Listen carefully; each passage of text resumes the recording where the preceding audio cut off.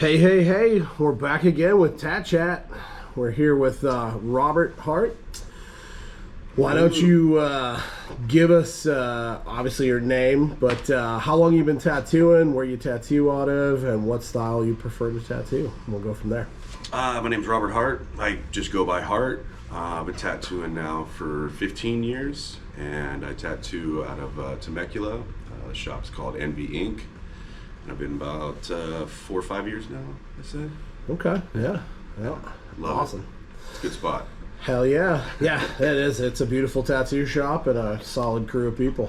Hell yeah. Yeah.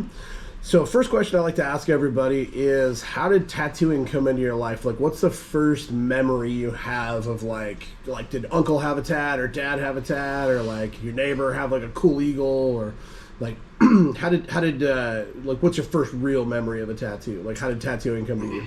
My first memories of tattooing were from my father. And this story actually kind of jumps later on in my life too.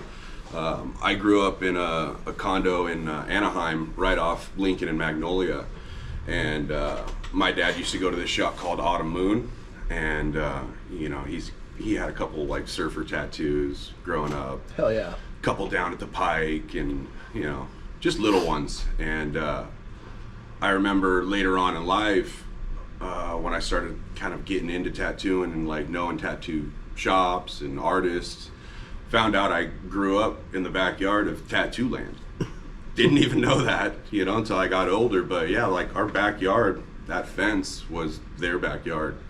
Crazy. And so yeah, it was kind of just this weird thing later on in life, going, oh man, it was kind of meant to be, maybe, Hell yeah. But yeah, just the tattoos on him, little ones. He had some on his calves, and he had like an outhouse on his calf. I guess that's a surfer the tattoo. Old outhouse. Yeah, classic. Yeah, he had a Pegasus from my mom, and then he had I think it was kind of like a Vietnam saying. I mean, he never went, but it was also kind of a surfer do or die saying. It was a blue sky, black death, and it was an owl sitting on a branch. And I've since covered it like twice over, but it was a pretty cool tattoo, and I always admired it. So it was never kind of like this taboo or stigma in my house. Like, Gotcha. Tattoos weren't, shunned or, anything like that. They were just kind of cool pieces of art, and, my dad had some, so. Hell yeah. Yeah. Yeah, it's cool how surf culture kind of really bled over into tattoo culture for sure. Definitely, yeah. And he was kind of like that surf, skate. He grew up in Cerritos. I remember him taking, he'd tell me he'd take the bus down Beach Boulevard when he was like 12. Yeah. Crack of dawn, he'd take a surfboard, back when you could jump on a bus at 12 years old. Yeah, no one cared. Yeah. No, it was fairly safe, I guess, and he'd go down and surf, and, he was part of the whole drought when people were draining pools, the whole Dogtown days and stuff, and he skated pools, and so Killer. It was kind of that kind of hardcore vibe, and that's when he was just a kid, 13, SoCal, 14 years old. Yeah, that was it. That was but what there was to do. Pretty much where it started for me. Cool. The admiration of it, anyways. Yeah, just thinking absolutely. it was cool. Well, yeah, because dad's the coolest thing when you're young, right? Yeah. Until you're old enough to fall in love with girls. Yeah, right. Yeah, right. Then fuck you, Dad. Yeah. I don't care. She loves me. I'm gonna get a tattoo anyways. Yeah, it's gonna last forever. But the tattoo will. Yeah, definitely. Speaking of Good Time Charlie's Tattoo Land, congrats on the 50 years. Absolutely. And yeah. It's huge. Yeah, dude, yeah. I haven't even been alive 50 years. Yeah, no, we got a new tattoo god to pray to. Yeah, man. Sadly, but yeah. Anywho. So yeah, one of the other things I really wanted to talk to you about was your apprenticeship, or lack thereof. You're one of the first people I met in tattooing. I mean, I knew about people that had kind of come in the back door, air quotes, I guess you could say. Didn't take the traditional route into tattooing. I'd heard about a few people, kind of famous tattooers and whatever, but you were one of the first people I physically met that had been tattooing, but didn't go, oh, this is my mentor and their mentor, none of that. You kind of had a different route in. So, yeah, why don't we dive into that and explain kind of how that was, how that went, and any benefits or drawbacks to kind of coming in, I guess, through the back door. Yeah, it was tough, definitely. I think I came into the game when it was still a little more taboo, and I was always kind of a little nervous to walk into a tattoo shop, you know. For sure. Like, get out of here. What are you asking about tattooing? Get out of here, you know. And it's so it was kind of one of those things out of fear, more so. And then, you know, I had a buddy that, you know, had some stuff, and I tried it out, and it didn't seem incredibly difficult to me. It kind of came a little easier than I even expected. Right. And that's, you know, saying a lot, but it was just one of those things that I was absolutely determined to do. And coming from more of a corporate background, just having that confidence in myself, if I tried hard enough, I could do it, you know? Yeah. And so, yeah, along the way, it was definitely, you know, it had a lot more problems and, you know, questions. I didn't have someone there to kind of fall back on. And so maintaining and eliminating any sort of bad habits was like super important to me. I wanted to seem as professional as possible. I would buy all my supplies from a professional company. You know, you couldn't get stuff on Amazon back in the day. You had to go to a place and they had to like almost approve that you were worthy of even buying this stuff. Yep. And so, you know, you kind of bullshitted a little bit, you know, act as if. And I still remember buying like, you know, 2 or 3 needles at a time, not a pack of 50, you know, because all I had that week was maybe 2 or 3 clients. Yep. But yeah, it was just something that I was so fixated on that I did it every day. And with that repetition came, you know, a little more talent. I slowly saw that, you know, I was building something that I could, you know, capitalize on, and I can really get good at it. And I'd say after about a year and a half, maybe a little less than that, I finally worked up the courage to walk into a shop, and it was on a Friday the 13th, so I kind of had my in, you know, because there was 400 people coming in and out of that place. Right. And I had just done a tattoo on my brother, and he, you know, gave me the courage and kind of pushed me into it and was by my side. And one of the artists, when I walked into the shop, grabbed his arm and was like, "Did you do this?" You know, I was kind of reluctant to even say I did. Right. You know, I didn't want to get thrown out, but you know, I did, and he kind of gave me some kind words and seemed a little impressed, and that just lit a fire under me, you know, and I just went, "Do you guys got a spot open?" You know, and he's like, "Well, you got to talk to the owner," and he's, you know, across the street at the bar, and straight at the bar. So I kind of had Friday to wait. the 13th. Yeah, right. I had to wait around. People. Serious, yeah. The owner was having fun. So I had to kind of wait around, and then I went to the bar where he was still at later that night and talked to him, and he basically just gave me a shot and said, "Come here tomorrow and do a tattoo." And so I tattooed my wife, and I tell you what, that was the most nerve-wracking experience of my life, because I had 5 artists standing around me, just silent watching. And, plus, you're tattooing your wife, and you know you're going to see it for the rest of your life. 100%, yeah. I better not fuck this one up, you know. And that was, I swear, the longest tattoo I ever did. You know, it was a cupcake. It was a cupcake like this big, and it probably took me 4 hours, and I just tried to make it perfect, and nobody said anything. But by the end of it, the owner was just like, "Oh yeah, you can start tomorrow," and kind of gave me the rundown. And to be honest, from that day forward, it was all brand new again. It was like I had to start over. Yeah. Because, you know, nobody tells you, but you know, you're giving all those free tattoos out. As soon as you start charging, all those people disappear. Oh yeah. You know, so you're back to square one, square zero. All your friends, air quotes. Yeah, everybody that says they got your back, you know, they still want free tattoos. So they still do. Yeah, they still do. Or they want you to fix the old ones for free. Yeah. Oh, remember you did this 100 years ago? Yeah, I do. Yeah, I deserve a touch-up, right? But yeah, it was scary. Yeah. So the transition from a year of working in the house, to that shop was it was, you know, you just got to make that step. You just stepped over that ledge. But that was really tough, because then I had to learn how to work in a shop with other artists, which is a totally different thing than working a corporate job. Yeah. Or, fast food or any. I'm a farmer or whatever. Yeah, dude, it's unlike any other work environment. It is super professional and super unprofessional at the same time. Yeah, and it was already fun at home. They just bring a couple beers, crank some tunes, and you just have fun all day and practice. It's a private studio, essentially. And the expectations of it too are pretty known. Like, hey, dude, I would tell people like, you're number 16. They'd be like, oh, well, let's go, dude. And, yeah, totally. And I definitely I always tell people I had a lot of gullible friends. And they were down to let me practice. And other than that, it was just repetition, just doing it every single day. Right. But not having a mentor, in hindsight, I look at it and I kind of wish I would have had something like that to get me through certain times, especially like emotional times.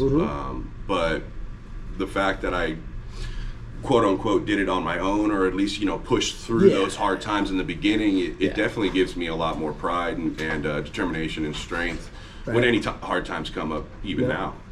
So I mean, you have to be built different to take the route less traveled. Because I mean, honestly, let's be honest. The being a tattooer back when we started kind of was the route less traveled, anyways. Absolutely. When you tell your family, "I want to be a tattooer," they're like, "What? You want to be a drug dealer? What are you talking about?" Like, it didn't make sense to people back then. It wasn't a career like it is now. Yeah. Now you can tell your parents, they're like, "Oh my God, that's amazing. Maybe you'll be on Ink Master one day." Right.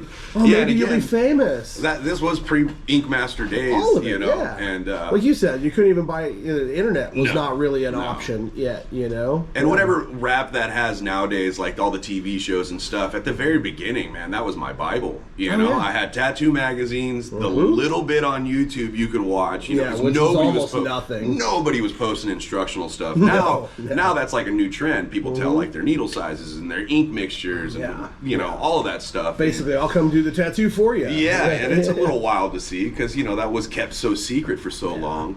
And to like learn it all on my own was kind of like I felt like I had discovered something. You worked real hard and you're like, okay, cool, I've got that little bit of knowledge now and I'm gonna capitalize and do more and more and more. Yep. But it was well, you worked so much harder for it. For sure. Yeah, and it was a lot of guesstimation too, you know what I mean? Like, oh, let's see how this works out. Oh shit, that don't work out. Even when you have a mentor and they tell you this is how you should do it, I still feel like there's a ton of like guesswork. Fucking send it, like see what happens. Yeah. See it a week later. And what you got to. Otherwise, you're not gonna progress. Yeah. But I was in the mindset of staying in my lane, right? Like I wouldn't try and just like 3 months into a portrait.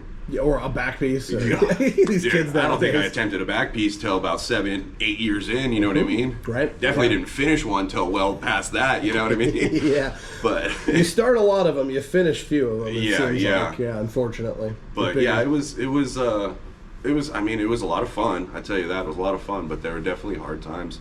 And like thankfully my parents were really supportive of it. Super important. Yeah. I do remember like my grandma only being the only one that was like every time you'd show up with a new tattoo at Christmas time, she'd smack you up the head, A little disappointed.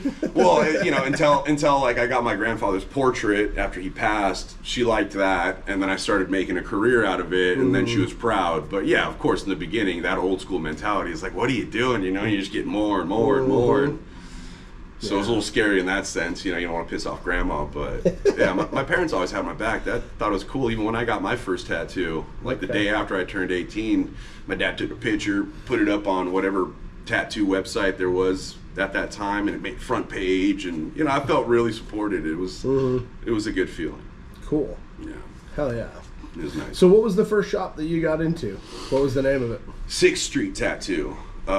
It was on 6th Street in Corona. Okay. It was originally Vito opened it. Okay. Yep. I know tattoo world out there. Everybody knows who Vito is. Yeah. If you know for sure. If you're from the IE, you definitely know Black and Gray. Yeah. So he had that open, I think, about a year or so before he sold it to Scott.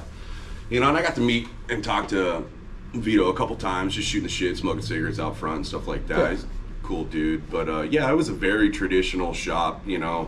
run by bikers and tough guys, and so there was no shit, there was no leniency. It was, you'd have homeless coming in, getting kicked out, hookers on the street getting kicked. It was a real tattoo shop. It was a real that's shop, what a real shop was back then. Yeah, absolutely. We stayed open till 10, 11. Those were normal hours. And now you had to. Shit, you don't see too many shops that late anymore.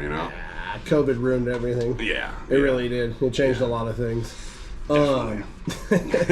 Definitely changed a lot. Because it's one of the things I say. So, like, electricity changed tattooing greatly. And from all stick and poke, hand done stuff to there's electricity. Wow, that's a huge advancement in tattooing. Yeah, I'd say the next thing that changed tattooing was kind of the internet. The next really big groundbreaking change was the internet. Plethora of information changed everything. Yeah, access to information, access to equipment, communication. You didn't have to send a snail mail letter to Jerry or the equivalent of you could just type an email like, hey man, or there was forums. You could book an appointment instead of hanging out at the shop for a whole weekend trying to get someone's attention. There was Tattoo Nation, there was Reed Street Forum, there was places where information was being exchanged for good or bad. Mostly for good, but there was some drawbacks. There was some not reputable people on there. And it obviously has bled into what we have now, which is the blind leading the dumb, for sure. But the internet was the next really big revolution. I think TV was kind of the next one. It really kind of changed tattooing forever in a way, and I think COVID was the next big change. That definitely. Changed tattooing forever in a way that I don't know that it'll never go back to what it was. The milk's poured, you can't put it back in the bottle. It's done. It's done spilled. Yeah, well, in all industries too. Even in the corporate world, it was like all these employers and employees realized that they didn't have to go into the fucking shop. They didn't have to go to the building and commute, and people could work from home and stuff. And in a sense, okay, that's great, but in tattooing, it's kind of lost the whole vibe of the shop. Yeah. And it's... for sure. How's it going? How's it going, dude? We got a full running tattoo shop right now, so... Yeah. Anywho, those are kind of like my litmus points of, like, that's the watermarks of where tattooing is, like, totally changed and gone in a complete different direction. I agree. For good or bad. And I heard something the other day I thought was really interesting, and I quite agreed with it, actually, and that tattooing, TV was actually better for tattooing than social media. Yeah, well, I mean, it brought it into everyone's homes, and it kind of took a little bit of that stigma away. So now the clientele base quadrupled. Exactly. Which is great. Yep. Who cares who it's on? Yeah. But when it's now trending and it's got all these different memes involved, like, social media is changing it. Yeah. Social media is totally still changing. And I don't even know what it's going to be yet. When I say internet, I kind of mean social media as well. I kind of wrap those two together. I guess social media would be like internet would be one, A1 underneath. First bullet point. Yeah, first bullet point would definitely be social media. You know, 2008 iPhone, everybody having a phone in their pocket, all that kind of, like, really changed tattooing too. Well, just the media too. I mean, I was talking about this the other day about the Tattoo magazine. Like, I remember collecting old tattoo flash magazines, and just, even if, like, the quality of some of the work on there wasn't, like, what we would consider good or even up to par nowadays of the quality now, it was still cool. Like, you flipped through that like it was the Bible, and I'd have stacks of those. I would study them like the Bible, Yeah. And now it's like, so a lot of those magazines, they don't exist anymore. No. Or they're, like, so well made with these interviews and celebrities, and the picture quality is crazy, and, like, they're $17.99. You know what I mean? Like, you're paying $20 for a magazine. There's Armani ads in it. Shit. You're like, the fuck does Armani have to do with tattooing? They used to be like $4, and you'd get them every month, and now it's like you get a magazine once every few months, and it's $20. Or everything's just online. They won't even, like, release it in paper, and Yeah, print's dead kind of in a lot of ways. It's not just tattoos, but that was so cool. I thought that was just Oh, they were the best. Yeah. They were rad. Like, even like in high school when you're a kid, like the skateboard magazines. Totally. Those were like your Bible. You like traded them almost. Yeah. And like that was still kind of that feel with the tattoo magazines. Yeah. Well, but absolutely. I don't really have much of those anymore. Well, I think I saw another thing that really kind of resonated with me, and I posted a story about it. I like reposted the guy's thing on my stories because I thought it was really cool. And he said that like social media has basically made it so that tattooers aren't tattooing for clients anymore. They're designing things, hoping that other tattooers are going to be like, oh, bro, give him an attaboy, get a pat. So he thinks it's kind of a bad thing just because of that, and I completely agree. I see tattooers out there trying to impress each other constantly, and I'm like, is that really what the client wanted, or is that what you led them to do so that you can whip your cock out and be like, mine's bigger, check it out. This popularity contest. Totally, and I think that's really where social media has been detrimental to tattooing, although, it's great, right? We all get bookings off Instagram. It's a free portfolio, blah, blah, blah. Facebook, if you go on your local city's page, dude, there's just oogles of people like, hey, who can do this? It's definitely a good tool, but there's a whole side fucking project on it that it's just like... Well, it's like Rogan's joke about a hammer. He's like, it's a great tool. You can build a house. You can also hit yourself in the dick with it. Right. And I think right now tattooing is unfortunately doing a little more dick hitting. I was thinking the same thing just now. Yeah. We're hitting ourselves in the dick with it. We're not building a house with it. Yeah, if you use it the right way, it's great. It's so easy to use the wrong way, or get trapped into trying to, imitate or keep up, and...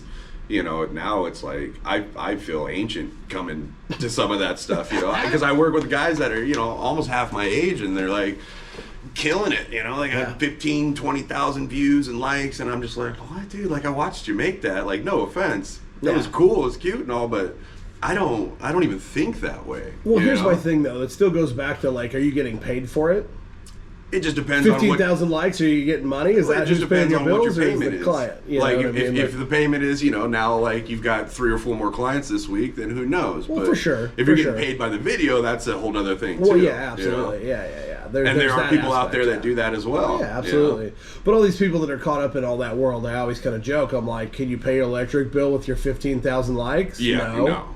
Yeah, you need a client to come in. Just makes you feel real good, though. Well, that's it. Yeah, that's exactly what we're doing. We're just, we're getting our dopamine hits, and we're all excited about it, but it's like, so what? It feeds the ego. Bishop reposted my photo. Yeah, so it feeds what? the ego. I've always said that one of the hardest things about being a tattoo artist is keeping your ego in check. Fuck yeah. And to stay humble and stay real, because it is very easy to get a big head. Well, everyone tells you how awesome you are every day. Yeah, no one tells you your tattoo sucks when they're done. They never want to look in the mirror and be like, man, you really fucked this one up, kid. Yeah. But when they do online, bro, it stings, So it's like, it goes both ways. It cuts both ways, man. It does. But everyone tells you how awesome you are, and your mom tells you how great your drawings are, and, But it is definitely a very ego-driven thing, for good or bad. It has to be. We put our all into it, and so, it's a piece of us a little bit. Even if you didn't want to do that tattoo, you still put a piece of yourself into it, and then the ones that you really want to do, and then you don't get the response that you're thinking, and it fucking hurts just as bad, even if that one person says it's awesome.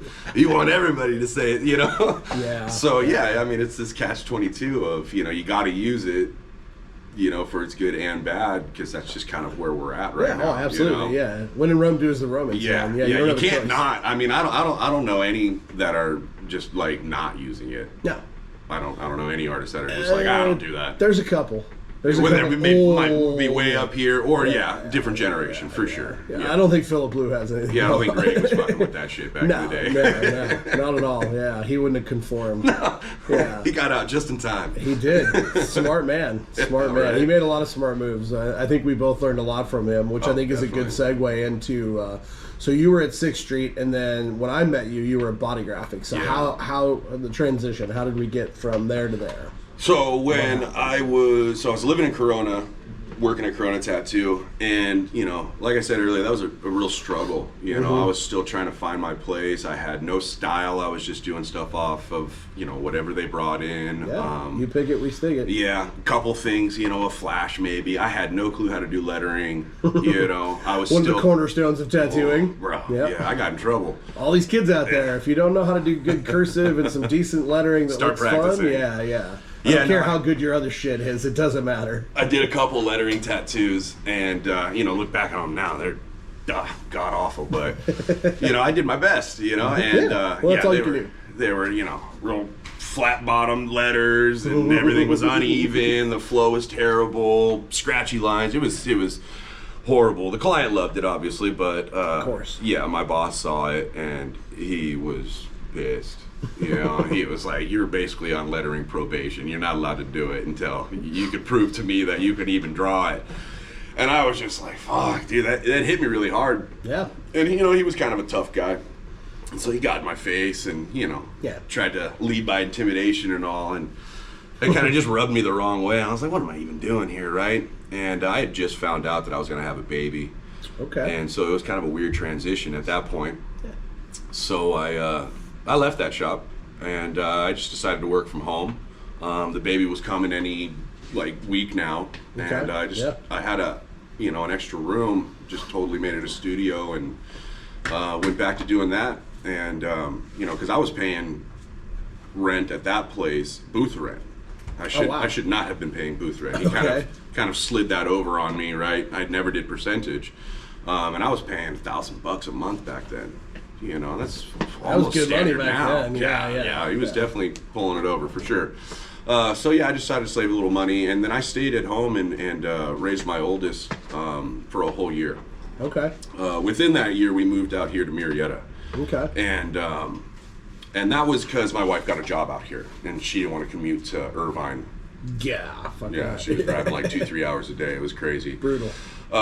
So when I got out here, I made it a point to gather the best portfolio I could at that time, right? So I got all my stuff, and I printed it from Shutterfly, which was pretty cool back then. Yeah, Shutterfly was dope. Throw all the pictures in, and it spits it out and mails it back to you. Yep. And I shopped that to every single shop out here. Every shop in Elsinore, every shop in Temecula, and every shop in Murrieta. Which was all of a lot easier. Yeah. It was 10 total. I did it in a day. Yeah, I did it in a day. Yeah.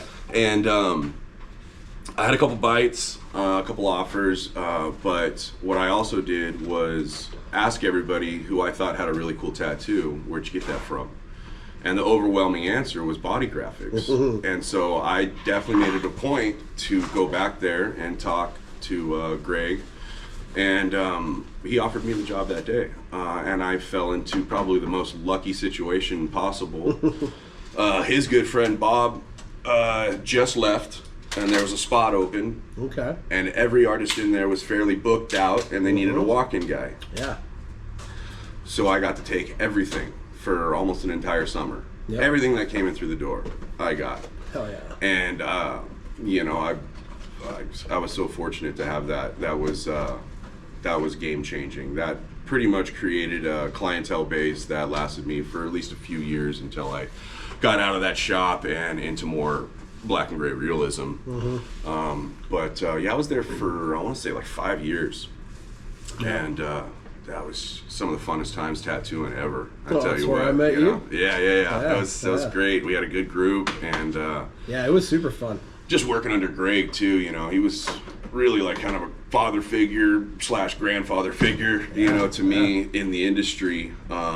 Never having real mentors or anything like that to kind of come up under him and his shop and that kind of whole aura. The shop still looked like it was in the 90s. Every wall was a different color. There was no uniformity to it at all. Razor wire. Yeah. There was dusty razor wire everywhere. There was, figurines and signs that said, airbrush. Fucking leash your kids. It was really cool, man. And airbrush skulls. Yeah. It was definitely a shop era that, is probably not around here anymore. It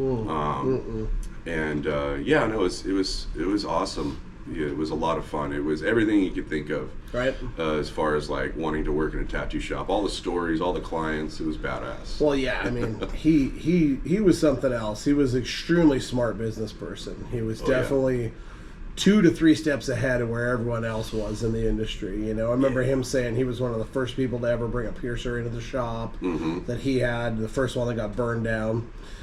Yeah. Oh, in Bonsall? Yeah, in Bonsall. Yeah. The first time it burnt down? Yeah, the first time. Yeah. Remember those frames he had? Those machines that were melted? Yeah. Oh, He had them framed up. Yeah, the 1 or 2 items he saved from the fire. Yep. Yeah, he lost a lot of shit. It's crazy because that's how it was back in his day. You know, you had an enemy, or you opened up too close to a shop, or you talked some fucking shit on another artist, and they just might glue your locks or break your windows and firebomb your whole building. Yep. You know, that shit happened. Do a 10-year bid for doing it. Yeah. Yeah, he went through all that shit. So yeah, just hearing that, you know, made me feel so fortunate, you know, that it's not really like that anymore. Yeah, you get that connection though. It's important. Absolutely. It's important. I mean, that's why our generation's trying to tell these younger kids, like, hey man, you know, like, pay attention. Yeah. Pay some homage to, you know, the older just remember, times. Yeah. Remember exactly. where it all came from, because it makes you appreciate what you have now. Because right now, I feel like you could almost just walk into it. Yeah. You know, it was tough. Like I said, it was scary. You know, for me, I was scared just to go in. You know, and ask for this life. You know, but. Yeah, I must have impressed him. I must have had, you know, good enough work to where he gave me that shot, and you know, I worked on my lettering for sure. It was one of the first things I showed him. He's like, "All right, you can do lettering," and I was just like, that was like a huge compliment, you know. Yeah. But no, he was very critical about everything. I remember he would go through all my pictures. He would go through all my portfolios and he'd critique every one of them. You know, these were tattoos that I was super proud of, and he would rip them apart.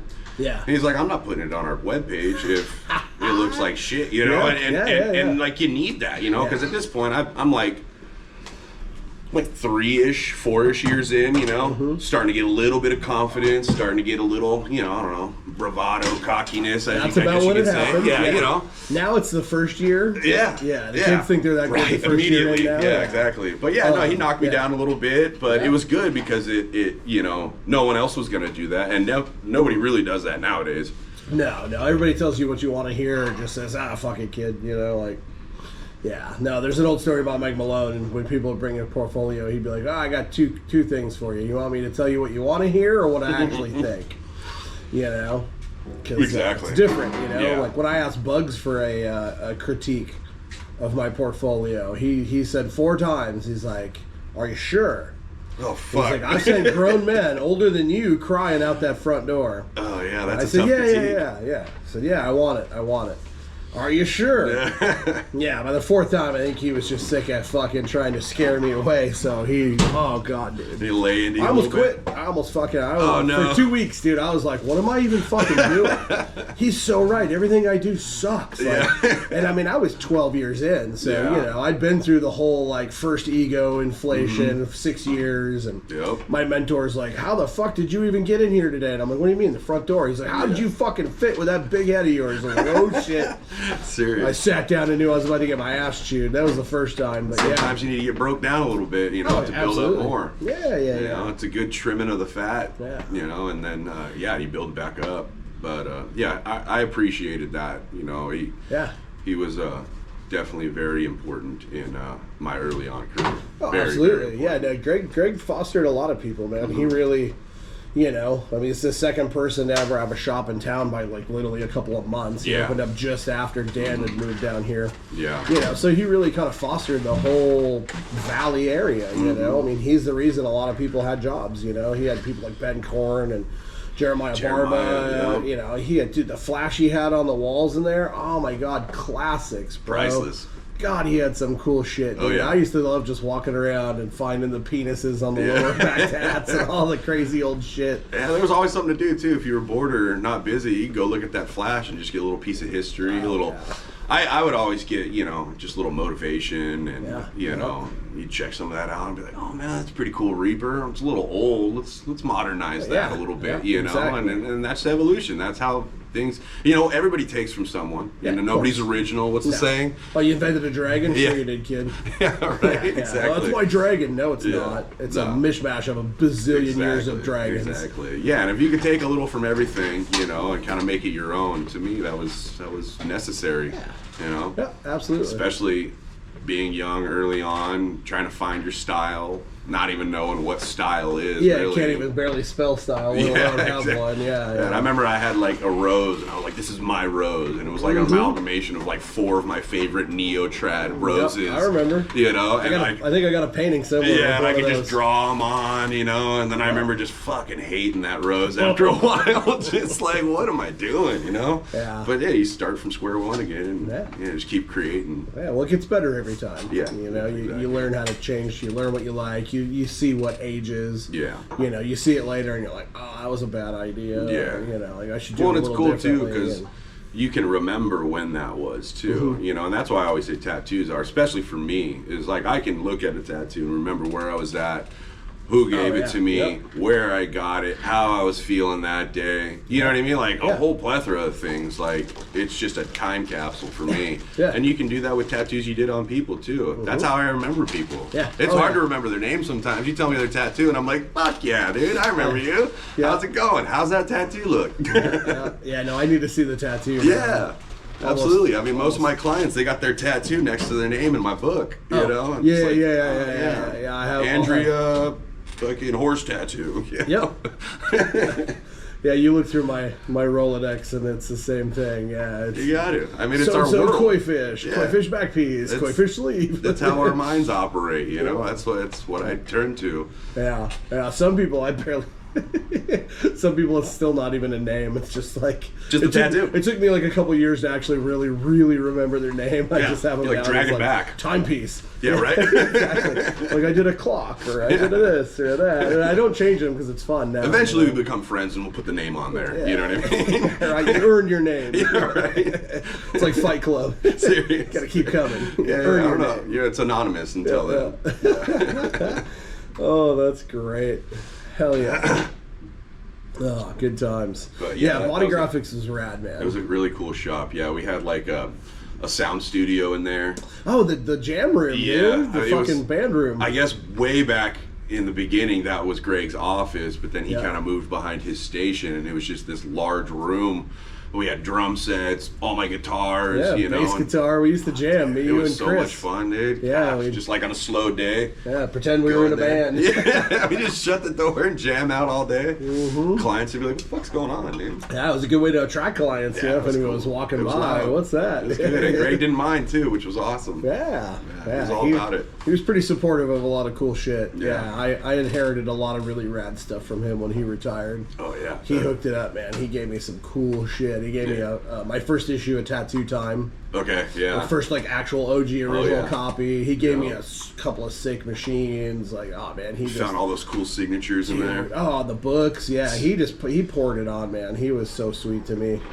He was great. Yeah. And I'll never forget when I first came down looking for a job. He's like, well, you know, it was like October, or it was later on in the year. Yeah. And he's like, come back when it's busy season, you know. And you waited. Yeah, Yeah, I remember. he I made remember. me wait. Yeah. I remember when I saw you the first time, and then it was a few months, and then he was like, Yeah. "I remember that guy. Yeah, he's gonna come back in." I was like, "Oh, okay, cool." You know. Right? But yeah, you waited. I like that because nowadays dudes are like, "Oh, just get in a chair. I need money." You Yeah, know, exactly. Pay booth rent. You know, Exactly, but if he you got no didn't- clients, I don't care. He wasn't gonna do Fuck you dirty. Yeah. No, was and he gonna wasn't gonna do you guys dirty. bring you you know? in, cut the slice of pie up a little more for sure. Exactly, especially with Christmas and you know, yeah. I think owners kind of need to get back to more of that attitude, you know, about really Consideration, protecting the crew and Yeah. not just trying to fill every fucking seat. Oh, I got 13 stations. We need 13 tattooers. No, you fucking don't. No, you don't. fucking don't. You need If 3 less shops. yeah. Well, we lost one, but now 2 new ones are popping up. Yeah, fucking unreal, dude. It's like herpes. Exactly. Yeah. 1 closes and 2 pop up. Yep. Serious. Yeah, it's the way it's going right now. And if it's not a shop, it's a private studio. Oh, there's plenty of them. Yeah. Half the shops in this town are private studios. Which is right wild. now. Yeah. Because I'm where I'm at, it's like kind of private, but kind of not. You know, I mean, we Yeah, got like yeah. 6, 7 artists, but it's like in the cut. You know what I mean? It's back in like an Yeah. industrial area, so it seems like a private studio and has that private studio vibe, but it's not. It's very shop, family oriented. You know, Right. we all hang out. You know, and I never want to get away from that. You know, Right. I've considered many times in my career, just like, fuck it, dude, I'll go get like a private studio. Because they're fucking everywhere now. I mean, shit, you can get a solo salon for like $1,000 a month or some shit, you know? You And can be in a mall, you can be anywhere. exactly. That's really appealing if you're focused only on money. Yeah. And it's like, man, and it's yourself. it's not about that. It's not about that at all. No, well, it shouldn't be. No. At its core, it needs to be. It needs to be more. Yeah. Like, it needs to the fun environment. Yeah, it's a fun job. You know, like, you want to have fun. Yeah. I could be in a bad mood, and I could show up at the shop, and in about 5 minutes shooting the shit and joking around, I'm in the best mood ever. And I'll be in a great mood until I leave if I'm in a bad mood when I showed up, you know? Yep.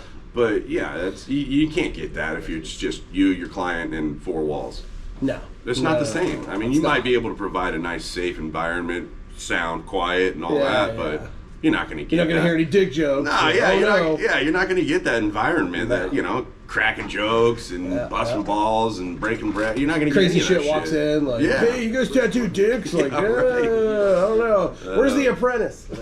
I swear, every shop I've ever been at is like that. It's like the first shop was like right next to a liquor store, and then like all these hooker hotels. Fuck yeah. Right? And then Body Graphics was right next to a pool hall. Yep. You know, and a Harley. Then I'm at now is like right next to like an AA meeting spot. Sick. So lots of serenity prayer you got tats. guys out there that are like, they come in, this ain't the right spot, you know what I mean? it's fucking hilarious. Yeah, you kind of want a few bums, you want a few things. Yeah, you don't want it to be super scary, but you don't want it to be fucking like, you know. Yeah, you're not trying to set up in Target, you know what I mean? You gotta have a little grime. Exactly, you know, this is still tattoo industry, you know, this. But still ink St. Barnes and Noble. Blood and guts and you gotta have a little grime, a little danger. Yeah, you know, just a the little illusion. bit. Yeah, right. The illusion of danger. That's yes. fun. Yeah, it is. It is. Hell yeah. So I always like to ask people, machine-wise, coil, rotary, both. Why? You know, Oh, well, I know the answer, obviously, yeah, but you know, both. not everyone watching. Yeah, so I'll always be loyal to the coil, though. That's what I learned on. That's what I was passionate about, and that's what taught me my fundamentals. You know, which kind of go out the door these days sometimes. You know, but yeah, no, I was fortunate enough to work with you and learn a whole lot about coils and how to rip them apart, how to put them back together, how to tune them. You know, yeah, I still love them. I use them as a tool. You know, they do the job that I need them to do. And, you know, the other machine I use is a Cheyenne pen, and I just love the versatility of it. It's lightweight. I can interchange any type of needle I want to, you know, and I really only shade with that. If I'm putting in a big crispy line, I'm using a coil, or I'm using, you know, like a hybrid Dan Cuban. Oh, a Cuban. You know, those things rip. Yeah. And, yeah, so I still like to use my foundations, and that's kind of the style I put, you know, forth throughout the years is, you know, I have that good foundation. I know how to pack a line. I know how to pack black, and I know how to pack color. But pretty much all I do now is black and gray, soft black and gray realism. So, you know, I can still bring out some of those tricks and stuff too from my traditional days, because that's all I did for the first 7 or 8 years of my career. Yeah, I remember. So yeah, it's both, definitely both. Okay. You know, but I like coil machines better. Yeah. They're way cooler. Yeah. They sound like a tattoo. Yeah. They feel like a tattoo machine. Yeah. They look like a tattoo machine, not a tattoo gun. It's kind of like a 69 Chevelle versus a Tesla. Absolutely. They're both cool. Yeah. They both get go you fast. from A to B. They both go fast. One's quite a bit faster than the other, but one's one quiet. sounds way cool. The other one's kind of real quiet. Exactly. Yeah. It's a that's great a good analogy for sure. Yep.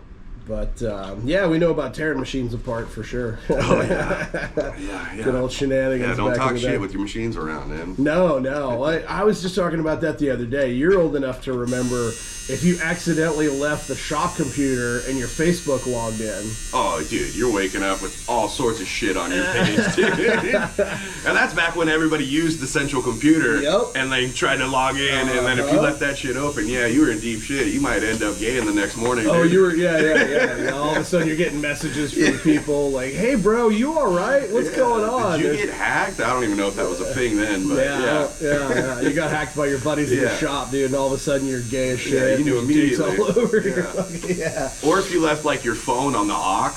Oh, yeah. Right? And then like you go to the bathroom, you come back and some dumbass song is on. Yep. You're like, who's playing this? And you're like, Shit, not me, dude. Yep.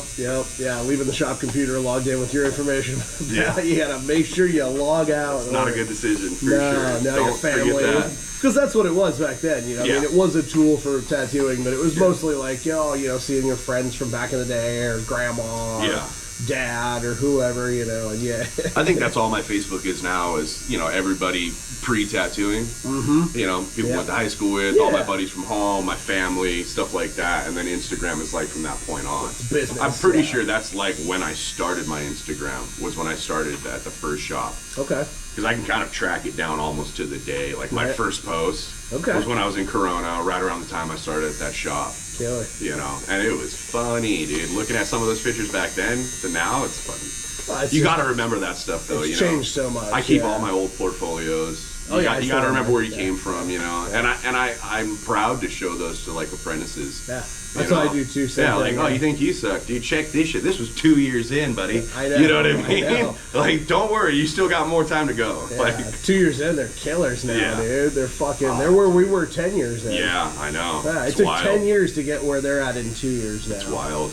Well, and that just comes with, the information and availability, I think, you know? Yep. Like I said earlier, it's like you can look at a video now and, on the sidebar, it's got cap size, needle size, drop amount, voltage. I mean, fuck, those are all the things that it took you years to figure out, by fucking up 20 tattoos. Yeah, the old timer 200 tattoos. Hey kid, I'm gonna turn it down just a little bit. Yeah. A little hotter, turn it up a little bit. Yeah, and you were lucky if you got that. Right? Yeah. Oh, that was gold. You were like, yeah, you didn't forget brought that shit. Home, you fucking loved it like it was a new pet. Yeah, and then you gate kept that for a little while too. Forever, yeah. Oh, I'm not telling you. No, dude, I earned that one. Dude, yeah. What'd you do? The green soap trick, man, for saturation, where you really soak down the skin and get it wet. And, yeah. You can see holes in your black, like absolutely. Tribal. That was my era. Tons of tribal, dude. Black and black, dude. Yep. Yeah, no, I remember. This is not to throw any shade on one of my good buddies, Chris, who we worked with, but I remember. He's a phenomenal black and gray he's artist, the best, dude. right? I love that kid. Absolutely I wish he'd fucking let us know when he's down here instead of just, I'm at the Dodgers game. Like, fuck you, Chris. Come say hi, you asshole. Call the homies, man. Right? For sure, man. But yeah, I remember he did a tribal piece one time, and he wasn't used to doing that. Just solid black packing, and the design of it, the layout was fucking rad. But that dude came back with scars for days. He was just overworking it, and it was like, it's a style that like kind of faded. So nobody was really learning that, teaching that anymore. At that time, it was like everybody talks shit about it. Yeah, pretty much. I mean, it's coming back now with all this cyber sigilism and fucking razor. I don't even know what it's called. Yeah, that mini tribal stuff. Which is kind of neat, but it'll fill in black eventually when the lines spread together. Like I remember when it was like remember Dust Till Dawn? Yeah, oh yeah. Fucking George Clooney's fucking tribal piece. Dude, you know how many that was people the coolest a week? Piece? Oh, I bet everybody was asking when for I that. first started tattooing, 2 to 3 people a week came in for that one and Goldberg's armband. Yeah, or Kerry King. Yeah. Oh yeah, dude. Yeah. So you know who did that was Gil Monty. Kerry King? No, he drew George Clooney. Oh, George's, he designed. He was working with the movie industry back then. That was like his big thing. Because it was Hollywood. He was right there. Anyways. Well, he was in all those movies. He was in Blood In, Blood Out. Yeah. He did all the any biker flash on people. Right? How fucking cool! What a job! I'd love to design fucking. Pretty cool avenue to flow into. You know what I mean? Drawing tattoos on stars. Yeah, if any producers are listening, dude, we're both available right here. We're talented. We've done a lot of tribal. Yeah, we can make you. We can make your character look however you need him to. Definitely. I would love that job. But yeah, it was kind of one of those things where you didn't really find many people asking for that anymore. So it was kind of like, fuck, who's going to do it, dude? It's funny because people used to specialize. When I first started, like my mentor was super like, oh man, I can make tribals so fucking black. And he did other things too, obviously. He was good at kind of everything because you had to be back then, but he really enjoyed packing black solid as fuck. Like he took great pride in it, like, oh, I can make that tribal black as fuck. Well, and it's like now you've got all this blackout stuff too. It's like, you imagine those guys back then? Right. Fuck, dude, they would have killed it. Yeah. They would have killed it. Now it's like a whole genre in itself. Yeah, cultural appropriation. I feel like I'm gonna go black today. Yeah, I think a lot of those people are gonna regret it, man. I don't know. I think years from now. There's not much coming back from there, dude. I mean, that's you know how much kind of laser you need? Well, I mean, you see Pete Davidson people, they're like attempting the white on black stuff, you know, which looks neat for like a week until it disappears, you know. He just gets absorbed. You're like, as long as you come back like once every 3 months to touch it up, like, it'll look solid. But no, that's a trip, dude. Yeah. You know. Yep. Yeah. You know, it's weird how like those styles, they kind of come back again, just like fashion.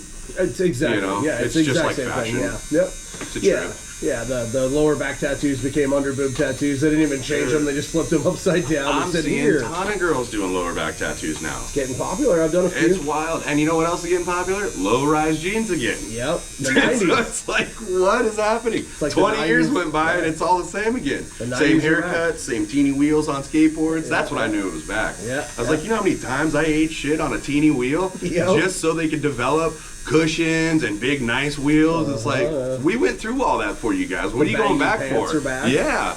Docks are back harder than ever. Crazy. It's weird. I mean, it's kind of neat. It's fun getting older. Yeah, it's kind of neat. Those are the enjoyable parts. Yeah, you're like, I remember that kid. Like, oh, that was like junior high school for me, dude. Yeah. If all those clothes still fit, you can break them out and be fashionable as fuck.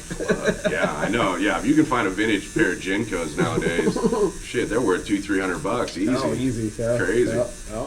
And they were kind of the coolest pants back then. You could fit your skateboard and your PlayStation in your back pockets. That's pretty rad heading to your buddy's house. I'm just saying. Yeah, before Uber and all. That was before awesome. You knew if they were home or not. You'd have to call if they didn't answer. I'm going to bring everything with me just in case. Yeah, you can steal 40s from the gas station real easy. Just slide them down your back pocket. Serious. Yeah, different era. So speaking of skateboarding, like, is that kind of like, I mean, I know your dad was a huge thing, but, you know, the whole surf community, I've always kind of felt like the doorways into, like, getting into tattoo culture have always kind of been a few certain things. It was like punk rock, you know, like Bob was tattooing all the punkers, and MTV came out and everybody's like, whoa, dude, that guy's got a tat on his arm, that looks sick. Or, you know, your favorite skateboarder in the magazines, like we were talking about earlier, would have a cool tat, and you're like, whoa, you know. Yeah. Or, you know, it was like kind of gang cultures. It was either, you know, somebody did a bid in the pen, or, you know, somebody got out and, like, learned how to tat, and they were tatting all the homies in the neighborhood, or, you know, so you were into it that way. Or, like, you know, the other street culture, like, you know, graffiti / b-boy, DJ, kind of like hip-hop culture. Or, you know, you were in a bike gang, you know, or you knew your uncle was in the Hells Angels or something, you know, and you saw tats and you were like, whoa. It was just eventually you were going to get into that, Yeah, those were kind of the avenues. I feel like that, you know, now it's like mom comes in and goes, oh, my daughter draws really well, she should be a tattooer. Yeah. But back then it was kind of like there were channels that kind of led people to being tattooers. Like Grind came from the graffiti era long ago. Like a lot of different people came from different ways. You know, Mike Pike is more the biker kind of like culture. It was definitely more lowbrow. It wasn't like it almost felt like if you kind of failed at everything else, you could fall back on something like that. I've always said, yep. And for me, it was like I was just infatuated with. I was a metalhead growing up, right? Okay. So seeing, you know, all the rock stars with music, tattoos, you know.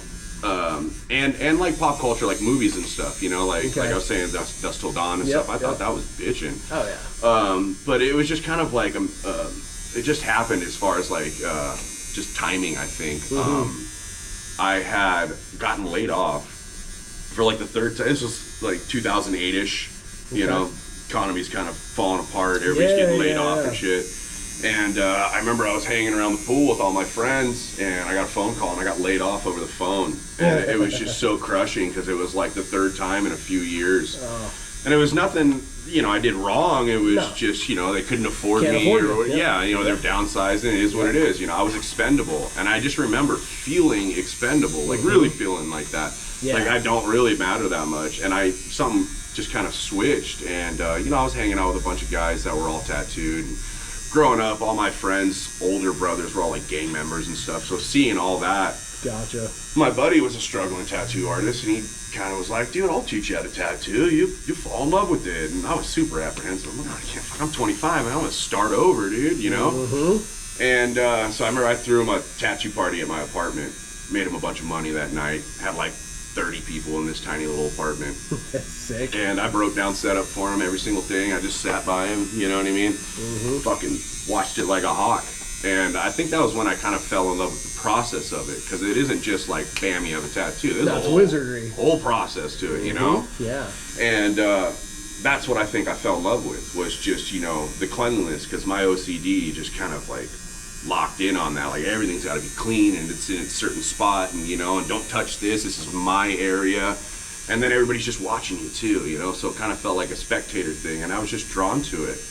And shortly after that, we don't hang out anymore after that. He turned to drugs and kind of got real gnarly. We all know those tattooers, right? Yeah. You know? Yeah, so shit that goes south. I was just kind of left with, well, fuck, do I go back and get a job, or do I just say, fuck it, and just grind it out myself? And because of that was the fire underneath, you know, that just lit it. And Cool. I decided to take it on. But it was, you know, I'd say music, pop culture, and just, you know, probably like the environment I was in. Right. Well, Southern California in general has always been a hub. Yeah, I mean, all my buddies, you know,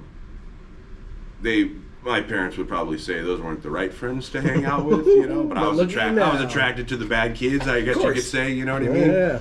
You know, all the drug addicts and gang members and stuff like that. You know, and they were all fucking. You got their gang tats all here, neck tattoos. It was the first time I saw neck tattoos. Right. You know, some 18th Street member. I was just like, fuck. Dude, that's wild, you know. Back when they meant something. Yeah, like you. Now everybody's got a neck tattoo. It doesn't matter. Laying it out for everyone to see, you know. Fuck yeah, yeah. And there was just something about that was so loud and confident, and you know, it was appealing, regardless of what it represented. Yep, to didn't me, matter. Yeah, you know, yeah. I'm like fucking 17. Yeah. You know, I'm like, this is the coolest fucking thing on the planet. You know what I mean? Yeah. It's like when you see a bad guy in a movie with a gold tooth, and you're like, I fucking want one of those, dude. Exactly I don't want to be that guy, but I want to have a gold tooth. I can get that though. Yeah, that looks bad. Like, yeah. But yeah, it was just very appealing. And so once, like I said earlier, I did it for the first time, and it didn't seem like what I thought it would be. It didn't seem like just incredibly difficult. Like this was something that only a few people can do. Right. When I realized that, you know, I might be one of those few people, I can do this, you know, because I've always been artistic, I'm patient, I'm very OCD, like it kind of just fit. Right. I was off and running. I was like, I'm just going to do it no matter what anybody says. And, you know, like I said earlier, my parents were very supportive. I remember it was right around my birthday. My mom took me to Element Tattoo in Garden Grove, which they're still there kicking ass. Yeah. And spent, I don't know, like $250 just on some super basic shit. I think it was like a $30 fucking composite fucking machine, and like a 5-pack of needles and I some remember when they caps and started, bands and you know, and it was cool because that was the only place you can go to and get like the bare minimum. You know, I've got $60 and I've got 2 tattoos coming up. They hook you up, man. It was cool. Yeah, good old Element. Eddie, I think his name is. My second mentor, Slick Rick, when I lived in Hawaii, he was like, "Oh, my buddy Eddie started a supply company. He's got a care package in the mail." No shit. All right. Yeah. Wow. So I knew about Element back then. Yeah, because they worked together in Hollywood back in the day. Yeah, they're great, man. They're super informative. They're very kind. It didn't seem like a tattoo shop. It seemed like a business. You know, so that made me confident and comfortable because I come from more of a business. You know, you got to dress up every day and work for someone else doing whatever the fuck they tell you to do, which blows. Till you're expendable. Yeah, exactly. But that was just, you know, I could get used to that, so I felt comfortable, and I'd go there almost every other day. Nice. You know, and I'd stare at all the flash on the walls. I'd buy some books to study. I'd sit there on the couch, kind of flip through, ask them questions. You know, well, why is this needle this? And you know, so I shut up. I asked a lot of questions, and I soaked everything in. Right. You know, as much as I possibly could. I mean, you were still that way. Body graphics when I met you. Oh, dude, I'm always trying to learn. You know, and that's, I think. Very important even in your later years is if you can surround yourself with people that you at least consider better than you, then you're just going to go up because I want that. I want to attain that level, right? And then that level is like, I'm going to attain this level. You know, so I want to surround myself with people with knowledge, experience, you know, and talent. Yeah, it never stops. Like No. that's the thing. Like you see certain people, like I don't want to name any names, but there's lots of tattooers that were real famous when we were coming up, and they're just kind of nobodies now. And it's like, what happened? It's like, well, you stopped coasting. Well, you got to a certain level, and you're like, good enough, dude. I made it to the top of Tatt Mountain. Oh, I'm the man. Yeah. I draw the little cartoons or this or that, and it's like nobody wants that shit no more. You know why? Because you didn't keep going. You know, the ones that kept going are still popular. Some sort of progression. Kept evolving. Yeah, exactly. Kept changing, fine tuning. I think Greg told me once, he's like, if you ever think you fucking learned it all, hang it up. Oh yeah, right. Yeah, like you're not. Never, you're never. always going to learn, and if you're not trying to, it's hang them up. Yeah, it's an infinite learning curve. Yeah, Absolutely. it's like being an oil painter. You can always get better. You can always learn more. You can always find tricks, or you can always adapt to something else, or bring something new to it. Yeah. Well, especially as much as it's changing with technology right now too. Fast too. Yeah, now you've got AI, which is one of my other questions I like to ask people. AI, good or bad? I fucking love it, man. Oh yeah. I think it's at the stage it's at right now. It's, for me and what I do, probably one of the best tools I have. Yep. And I still remember when like talking shit on Pinterest tattoos was a thing, and now it's like, dude, that's the go-to for any sort of reference. Flash wall. Yeah, it's like it is. It's the flash wall on your phone, digital, or on your computer. Yeah.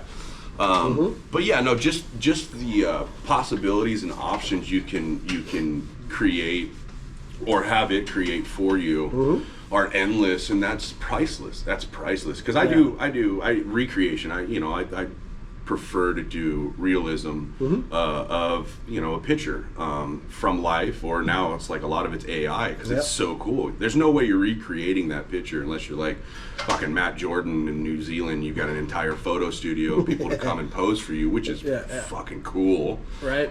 I can't do that. Yeah. But I can plug in a couple prompt words and get 4 or 5 reference points that I can cut and paste a little of this and that, morph some stuff into here, and create something pretty original.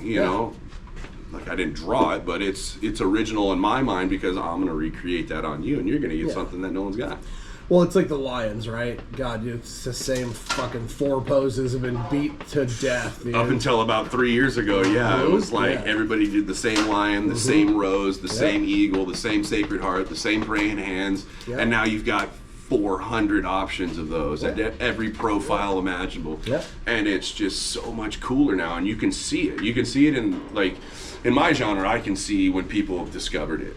I remember I did a convention 2 years ago, and I did a full back, and it was like this big Zeus with like this lightning hand, right? I think I remember. That was Incon, right? Yeah, it was Incon. I did a full back in 3 days, and people were like coming up, and most of them were like, "Man, that's fucking cool, dude!" Right? And a couple guys that knew what's up, they're like, "Hey, dude, is that AI one?" Right? Because not many people have done it, especially not that big. At that time, and then after that, I saw, maybe 2 or 3 do it, but by that point, there's another Zeus out there, 12 other Zeuses out, and so it's like nobody's copying really anymore, because you have the option to do, Jesus Infinite. Portrait 1 or Jesus Portrait 165, which is fucking rad. I love it. I think it's an amazing tool. Do I know where it's going to go in a couple of years? I have no idea. But for now, I think it's definitely my favorite tool. It's certainly not going to steal your job. No, you know what I mean? No. Not until it becomes sentient and eliminates all of us anyway. We'll be retired by then, thankfully. Hopefully. Knock on wood. Right.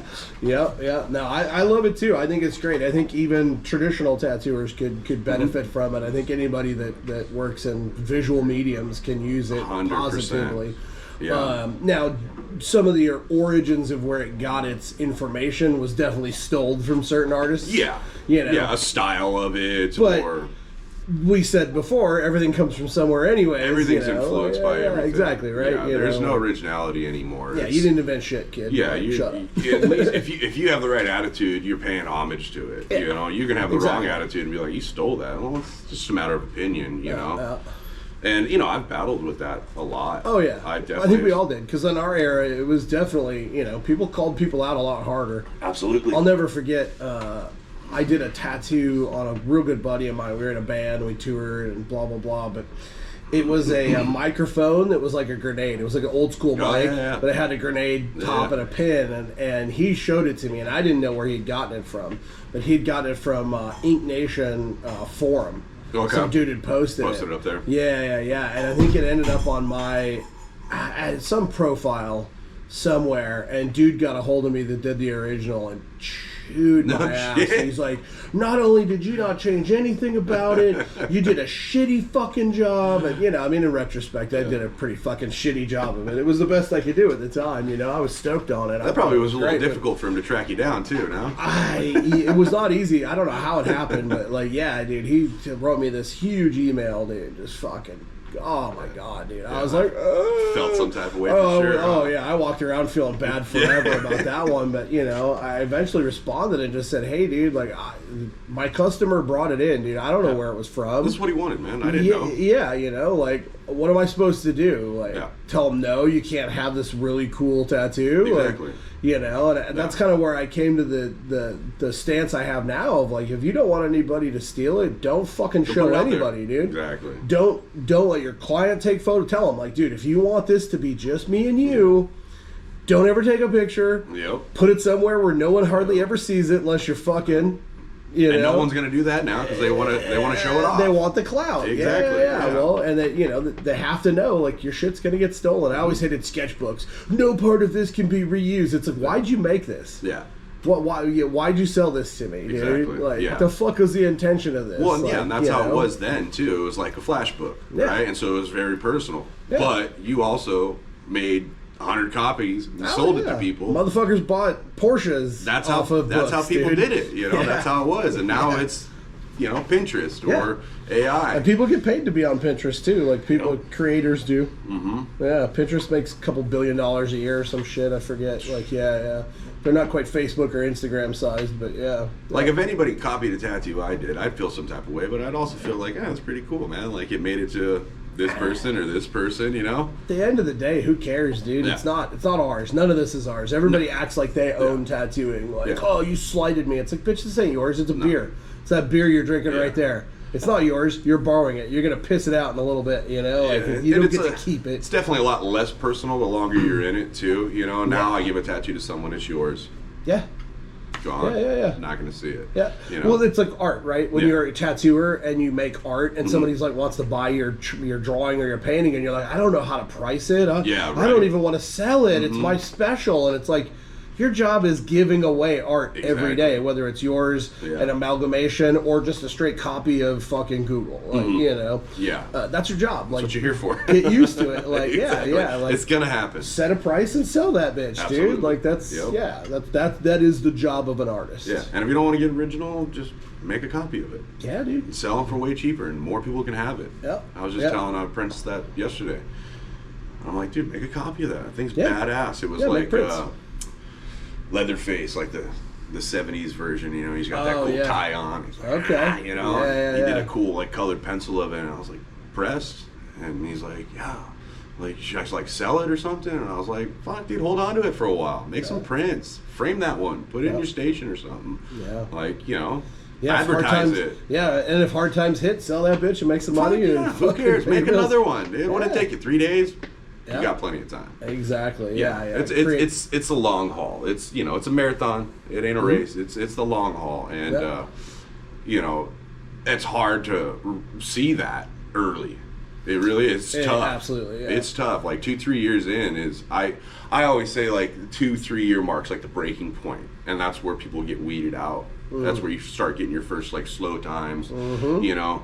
After you've made a little money, you know, and you start getting a little bit of bigger head, you know, and then you get a slow time, and it's like 2-3 years in, you go, what am I doing? Like, should I get like a part-time job? Should I just stop all? And it's like, dude, what did you even start for? Did you think it was going to happen like overnight? You know, I tell people don't count on making money. I didn't make money till like 5 years in. You know, I didn't make shit, dude. Not anything I could pay bills with. No, you weren't bragging to mom and dad about how much money you were making. I was making gas money, cigarette money, beer money, going out money. You know, pay my shitty truck payment money, like that kind of shit. It was no like making a living. Well, no one ever gets rich off tattooing. I think the only one who ever got close was Ed, and deservedly so. Yeah, I think, deservedly so. I think we all just want to live a comfortable life. Yeah. You know, I know I do. I just want to live every day without freaking out to pay the bills. You know what I mean? Yeah. If you go to a restaurant, you don't want to have to look at the price. You just order what you want. Yeah. You're rich. A good time. You know? That's really rich, right? Absolutely. Yeah. No worries. Yeah. Definitely. That's rich. And if you're out of money now, like tomorrow, I'm making more. Exactly. Yeah. And that that takes time to fucking get comfortable with too. Yeah. Just getting through those moments of like, I know I'm gonna still be here, right? Today might suck and be slow, but I got this, and this coming. I got this in the works, So patience, confidence. It's valuable in this industry, you know. And if you don't have that good, I feel like if you don't have that good foundation, then you're not going to have that confidence in those first 2-3 years. At that vital point, you're going to crumble. Well, that's where apprenticeships are important. Yeah. I mean, that's where like a lot of people do get weeded out that don't have them because they don't know. Mm-hmm. There's no one there to tell them, "Hey, kid, I did this." Yeah. That's why mentors in general in life are good. No matter what you want to do. Oh, I want to run a business. Okay, well, find somebody who's already done it. Yeah. Because they can show you all the pitfalls. They can tell you, "Hey, kid, it's going to get slow 2 years in. Yep. Plan now. Save some money if you are making it, or hold fast. You'll get through this. Like there's a light at the end of the tunnel." Yeah, don't just go spend it all. No. Yeah. Definitely sock a little away. Hookers and blow sounds like fun when you're young and tattooing, but boy, it gets old fast. And I definitely think there's a time and place for that too, Yeah. But yeah, it's definitely long past for me for sure. I had my time, I had my fun. I'm getting a little older now, and it's like those aren't important. Those moments, those feelings of excitement and fun. That's not what I'm shooting for anymore. No. I was just showing you. I'm trying to get a fucking like a trailer, a camper trailer. And that's my dream right now. Well, you start thinking about Take more my adult boys out. things, and then, Absolutely. and then you think about legacy as well. Yeah. What do you want to be known for? Because you can't tattoo forever, and I mean, you can, but there is a point of diminishing returns. You can't tattoo with no pain forever. Oh yeah, no. If you want to tattoo till Greg's age, at least like his 60s, you're gonna be going through some pain for a little while towards the end. Yeah. Well, I hear these kids now; they're a couple years in, and like, oh, my back, my wrist, and I'm like, dude, that's tattooing telling you you're just not cut out, dude. Yeah. Like they don't really. I mean, a lot of people don't understand. It's like, dude, I wanted to be Michael Jordan, right? I grew up in that era. Like, I want to be like Mike. I jumped from the foul line, dude. I didn't make it halfway there, bro. I was like, okay, maybe I can't be Michael Jordan. Right. You know what I mean? Like, there's some physical fucking limitations. You got a little work to do. Yeah. Well, and I just sit there and I go, like, look, kid, if your back hurts and you're a year or two in, you're fucked. Yeah. 10 years in, bro, if you can make it that far, you're going to be on pills or you're just, Maybe canceling appointments. Yeah. You're going to be that tattooer everybody hates or everybody knows. Oh, he's a junkie, passes out on pills all day because he's all pilled out because his back hurts. Like, maybe something else is in the works for you. Which is a weird time right now because there's so many of us. Yeah. That, like, I feel like some artists can kind of get away with that. And you look at that and it's like, you got guys out here now that are offering like full days for like $100, $150. And you're like, 80, dude, you can make more than that at Burger King. Yeah. Like, what are you doing? And you get health care. Yeah. Like, what are you doing? Like, benefits. If this is what you're charging, this industry's not like that. No. Like, you can't do that. You're fucking it up for everybody else. I mean, I don't think you should charge Rolls Royce prices either. No. But you definitely need to make more than you can make flipping burgers. Absolutely. Like, it is definitely, it's a working class thing in my mind, but it is not less than minimum wage, bro. You're working for less than minimum fucking wage. It's pointless at that time. I see all these ones. I know exactly who you're talking about. Like $200 8-hour tap out sessions. I'm like, bro, you're tattooing for like $30 an hour. It's just a joke. It's like a joke you pass around the shop now. You're like, look at these motherfuckers, dude. Are you kidding me? The 150. Yeah. Like, dude, you're tattooing for like $18 an hour. Dude, and what's a tap out session? Come on. Yeah. Well, tap out sessions used to be a thing, and they used to work out just great. It was a great way to kind of hustle up some business during slow times, because what you would do is make the tattoo hurt more. You didn't make it, you didn't scar it, you didn't overwork it. You dry wipe the okay. So let's say you averaged it out to like, I'm getting paid $100 an hour because that's what was about the going rate back then. It wasn't one. There was dudes doing 150, but they were killing it. Those are the dudes that they were leading the pack. The rest of us were just trying to catch up. We were like, $100 an hour, you know? Which was back then was a solid fucking wage, man. Yeah, man, it was great. It was great. It's still not a good wage. It's still not terrible if that's really what you're making. Yeah, you know, and you're doing it often. Exactly. Yeah, if you're doing it every day, yeah, you're killing it. But yeah, so I mean, if it was like $400, you know, all you can sit, you know, about hour 4 when you've made about your $400 that you've charged. The alcohol gets switched with the green soap. Yeah, right. You take a half-hour smoke break, or you got to eat, or you go take a shit that takes a while. Yep. You know, like you dry wipe the fuck out of them. Yeah, you let them sit, you let them marinate in it, and then you come back, and that needle just feels like wet fucking fire, and you're not hurting it. You're not doing anything to mess up the longevity of the tattoo. Yeah. You just know, like, okay, now I'm going to switch to hard mode. Yeah, like, right. You're going to hate how this feels. You're going to want to end in about 30 minutes. Exactly. Yeah. So you kind of even pre-numbing cream. That's all. You know, no numbing sprays. No bitch mints. No none of that. Yeah. So yeah, you could get about $400 for about 4 hours of work, you know, and in the end, everybody still wins. You know, exactly. They got the tattoo they paid for. Yeah. It still heals good. You got paid. They still got it. Like, everybody's happy. They kind of feel like maybe a little bit of a bitch, but you know that you kind of rigged the game a little bit. Well, and depending on the style too. I mean, like how good you are at that style, you can get a lot done in that time too. I remember when I was doing primarily traditional stuff, 4 hours, dude, you can get like 2 big traditional bangs. No problem. Yeah. You know, that's a nice chunk of your sleeve right there. You know, so yeah, definitely you felt like you got something out of that deal too, for sure. Yeah. 100%. It could be a fair thing, but now these kids just don't have no idea. No. Once again, no apprenticeship. No one's taught them like, hey kid, here's the rules. This is how this is supposed to be done. It works for everybody. You maybe feel like an asshole because I never want to hurt people. No, yeah. But also, I'm not going to tattoo you for fucking 10 hours for $400. Exactly. Like, fuck you. Yeah, if you're coming in all oxy and you can't even fucking talk and you're just numb to the world. Yeah. That's not really working out, dude. No. Like, yeah. I mean, if you're one of those, like, kids that's trying to be covered in, like, 2 years, I get, like, kind of taking the pill route. Like, for sure. It makes sense. What those trying to get a back piece done in, like, 3 months instead of a year. What was that stuff they were doing at the conventions? It was, like, 6 artists at once. It was before they would, like, put you under. Yeah, what was it, the Rat Pack? Yeah. And they get, like, 6 guys. Fuck, dude, those dudes had to have been pilled out or something. Oh, I don't know how anybody's taking that.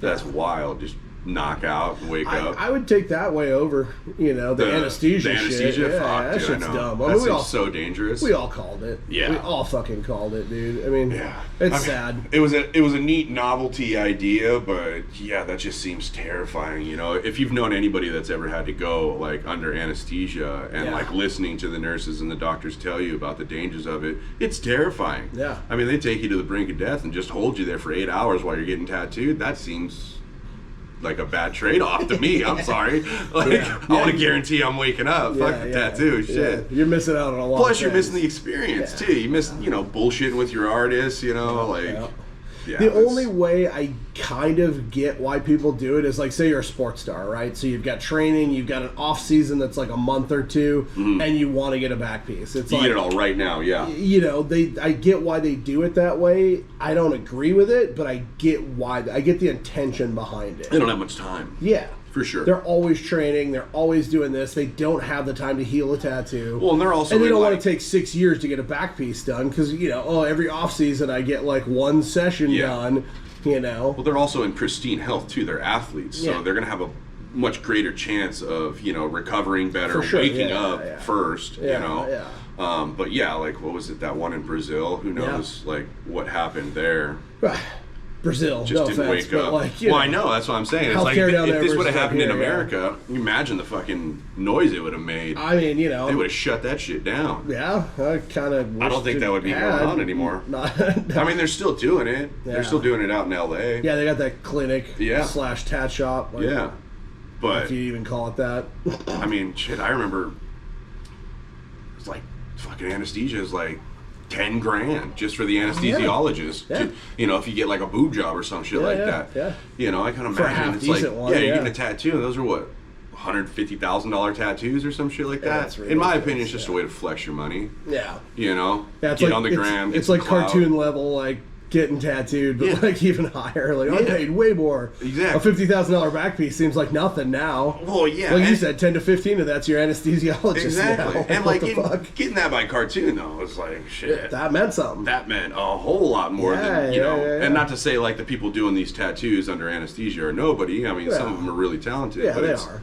It's not getting a fucking back piece. But by why are you cartoon. doing it that way, dude? Yeah, Like, well, yeah. I don't know. I mean, I get I it. agree with you as far as like the athletic part, and the time makes sense. frame of it. I get for sure. why they but do if it. it's just someone that's got way too much money and they don't want to fucking deal with that, then it's kind of like, why are you getting it, dude? Well, and the thing is, like, they have access to shit too. It's like, I don't know if you're BBC 157. Oh, yeah. Like, I was on a cycle of that when I got tattooed once, and Yeah, I man, just ordered it some. healed in like 2 days. Yeah, I just ordered some I think from now on, when I do bigger tats on people, I'm like, hey man, you need to get on this shit for a couple days after, for sure. Oh, Absolutely. I think you should be on a cycle of it. Yeah, while that I'm stuff's tattooing amazing. you. That It's stuff- fucking unreal. I was done in 2 days. Yeah, for recovery and Yeah. just for anything. You got bad knees, bad back. I got bad neck. All I mean, we all soft got tissue. bad wrists, eyes, neck, back in the industry. So, yeah, I just ordered some, and I'm going to start on that pretty soon here. It's dope. Looking forward to it. Yeah. I think, like, they should pursue things like that over, like, anesthesia. Like, Absolutely. take a little bit of time, bro. It doesn't matter. Absolutely. Like, like play a game or two with a slightly sore fucking spot on your back. Like, Yeah. boo-hoo. Yeah, if it's about the pain, I think there's other ways to redirect that too with For like sure. distraction. I remember when I was getting my chest piece, this is all pre-numbing and stuff like that. I played video games the whole time to keep my mind off of it, and it hurt like a son of a bitch, but I don't remember it being like so mind-boggling. Like, I wish I could sit under. No, Yeah. it was something that I still felt like I earned, and I still, more than half of my tattoos were all pre-numbing. I love the spray now. That's great when you're towards the end of the tattoo, even mid-tattoo, you take a little break, a little spritz of that, get you through the next couple hours. Bactine works pretty good. Yeah, Bactine's just works great. It's meant to be in your wound. Mm-hmm. It's not a bunch of extra shit that does it. for sure. Yeah, now it's like, who knows what all this stuff is that we're putting on so us. sketchy, dude. Yeah, but I mean, there's ways around it. It's like to completely be out, like, in my opinion, you're missing the whole experience. Yeah. And the experience to me is what I fell in love with, giving it and getting them. Yeah, absolutely. It's a ritual. Absolutely, yeah. Yeah, it's very ritualistic. It's a moment to bond with your artist, or your buddy, coworker, whatever. Yeah. And you get that chance to know your client and build a rapport with them, and a lot of keep them become that client. friends. Absolutely. You got to get to know who you're working with. You're fucking face to face for hours and hours and hours at a time. Well, you're changing their life forever. Absolutely, yeah. I don't think there's much comparable to that, other than maybe like when people modify their bodies, right? Or like plastic surgeons. Plastic surgery, like, where you they got burned that, in an accident. And they have that sense of almost relief, enjoying.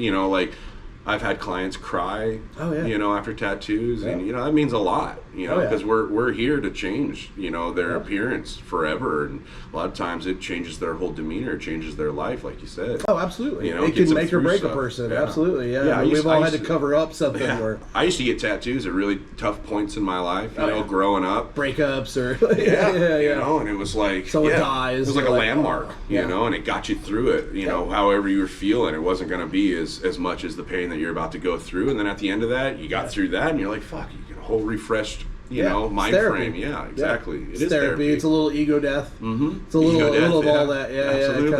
Yeah, those tough ones. Like, oh. I think anything like that challenges you. I know you do like the marathons and stuff like that, and it's like you got to push yourself nowadays, especially as we get older. I feel like you really got to push yourself hard. Well, and as life has gotten softer. Mm-hmm. Way definitely. softer. Everything's easier. Everything's Nerf right now. Yeah. The world is just Nerf. It's like, oh, let's all be nice. yeah, exactly. Yeah, you gotta find some struggle, man. Because if you don't find it, you'll create it. Yeah. And then you'll ruin your fucking life with drama and all this shit that isn't even real that you made up in your head, just to have some kind of struggle going on. Yeah. Absolutely. Yeah. It's like high school all over again. Yeah. You just want to have some sort of drama going on all the time. A little entertainment, Well, because to survive in the jungle. A million years ago, you had to look for drama. You had to look for what's off. Like, ooh, danger. Just to eat, you had to go seek that out. Yeah. So there's a part of us that still have that, and still, you know, like you need to beat that. You need to fucking get to the gym, go run, just do something hard every day to like keep that part in check. Otherwise, it runs unchecked, and we all know those people and how that turns out for them. It's not great. Yeah. Soft motherfuckers. Yeah, well, and it's not even their fault, man. It's bad parenting strategies. It's bad social, you know? I mean, everybody wants to blame all these things, and it's like, well, look at what society's pushing, you know? Like, look what music is pushing. Look at what, you know, TV and video, all the stuff. It's just, it's all kind of one amalgamation of, like, oh, you don't have to try. It's okay. Yeah. You know, all that just, you know, everybody wins shit. It's like, no. Yeah, no. Very few people win. Yeah, no. And you have to work your ass off for it. It's hard, you know. I'm trying to raise my boys like that, too. You know, even my oldest, like, he's won Little League championships. He's won tournaments. He's lost a lot, too. Oh, yeah. And you don't keep those trophies. No. Because they still give you one. You're like, here you go, his participation. He goes, Dad, I don't have to keep this, right? I'm like, you didn't win. He throws that shit in the trash. You know, he keeps his winners. Yeah. You know, remember that. Well, that's the thing too. Like, you know, to bring that over to tattoo contests, you lose so much more than you win. Yeah. You know, I see people get upset all the time. Oh, why didn't I win? Mine was better. And it's like, to you, it's better. Yeah, relatively, yeah. But that doesn't, you know, like, it's, first of all, there's no rules. It's not like a sports game where it's like, oh, obviously this team won because they scored more points. Yeah. It's so subjective and you know, and it's like, you won because you have the tattoo. Yeah. You know, like, exactly. And you love it, so cool, you're a winner. Like, who cares? That's how I look at it. Yeah, if I thought it was awesome, my client thought it was awesome, everybody connected to me and my booth and my family and friends, they thought it was win-win. I won, dude. Yeah, it doesn't matter if you win the trophy or not. We all know that they're basically for clients. It's real easy to pick out all the excuses instead of point out all the, like, wins, right? Like, you want to pick out all the excuses. It's like, dude, you did a back piece, you did whatever. Go revel in that. You know what I mean? Like, you're here, you're alive. You got the tattoo all weekend. Yeah, exactly. And you got paid for it. Yeah. You know what I mean? Like, shit. Yeah, and they get to keep it forever. Good. Yeah, it's great. Good, yeah. You know, I think people kind of get caught up in it too much, though. Like, you know, like, you gotta win, you know. And I'm like, yeah, you know. The competition's pretty stiff nowadays. Oh, it's crazy. It's getting tougher and tougher. Cover up is like full body suits. Yeah. They covered up a tramp stamp with a full body suit. 10 years ago, it was like, yeah. It was like a panther. Sick cover up, dude. It was like a panther on a rock. Like, exactly. Yeah, dude, sick. You know, like, Now you can't even tell, and it's like half their body. You're like, where's the cover up, dude? Yeah. That's a whole tattoo. You enter traditional, it's just a full body or a full back or a full chest. You're like, whoa, my little chest eagle or my wolf on your forearm isn't going to compete, you know. But it's like, what do? Do you make so many limitations and rules on it, and then it just fucking sucks? Yeah. Nah. You maybe make a small and a large category, but that's about all you can do. Pretty much. Which they do with color and black and gray, because otherwise you would just, you know, your one little portrait on an arm would never compete with a full body of like portraits and, you know, all that. So, but competition's interesting. It's good. It's a good thing. It drives innovation, you know, things like that, you know. And I mean, failure is good too, you know. I mean, people need to, like you said, your kid, you know, when he doesn't win, you know, like, you learn from those. It makes you want to try harder. Definitely. And if you're not into it, it's like, okay, well, maybe Little League isn't for me. Maybe I'll do something else. You can see that. Know? Yeah, exactly. Absolutely. Yeah. So, I think we've got some misconceptions these days as to how things should run as a society. You know, I think we're getting back. We're kind of steering the course back, but it's a big battleship and moves slow. So. I think so. I feel like we're getting back. Yeah. I definitely have hope for it. Yeah. But it just, you know, as long as we don't lose, you know, the old timers too fast, and you know, they're still represented as much or more in the industry as everybody coming up, then we'll remember that. I think people just don't respect them as much anymore. I remember, I don't care how bad you tattooed. If I met you and I was 5 years in and you were 20, I was like, ooh, okay.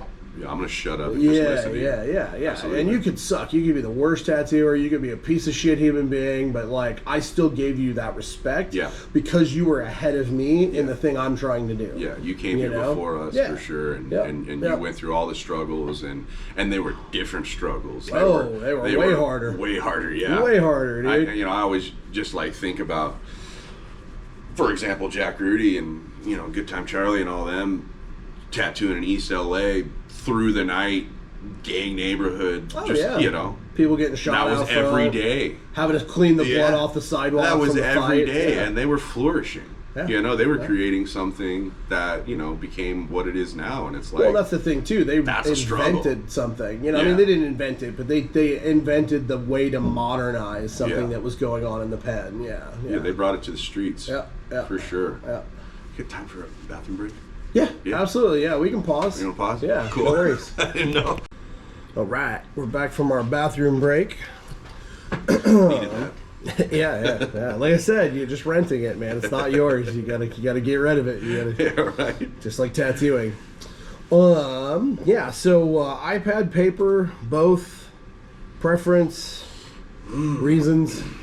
Primarily iPad now. When I started, there weren't iPads to use, right?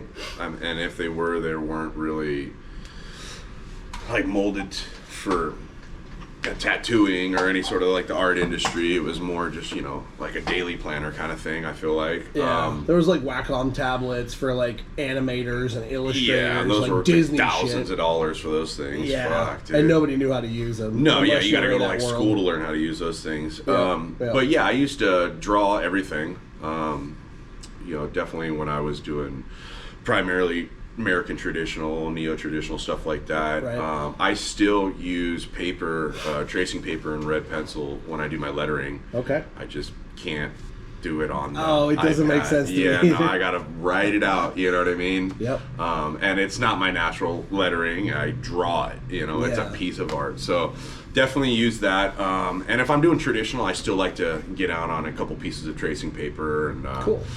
I don't use my light boxes or anything like that anymore. You know, I used to have a couple pretty badass ones, you know, custom made ones and stuff like that, but I got rid of all those.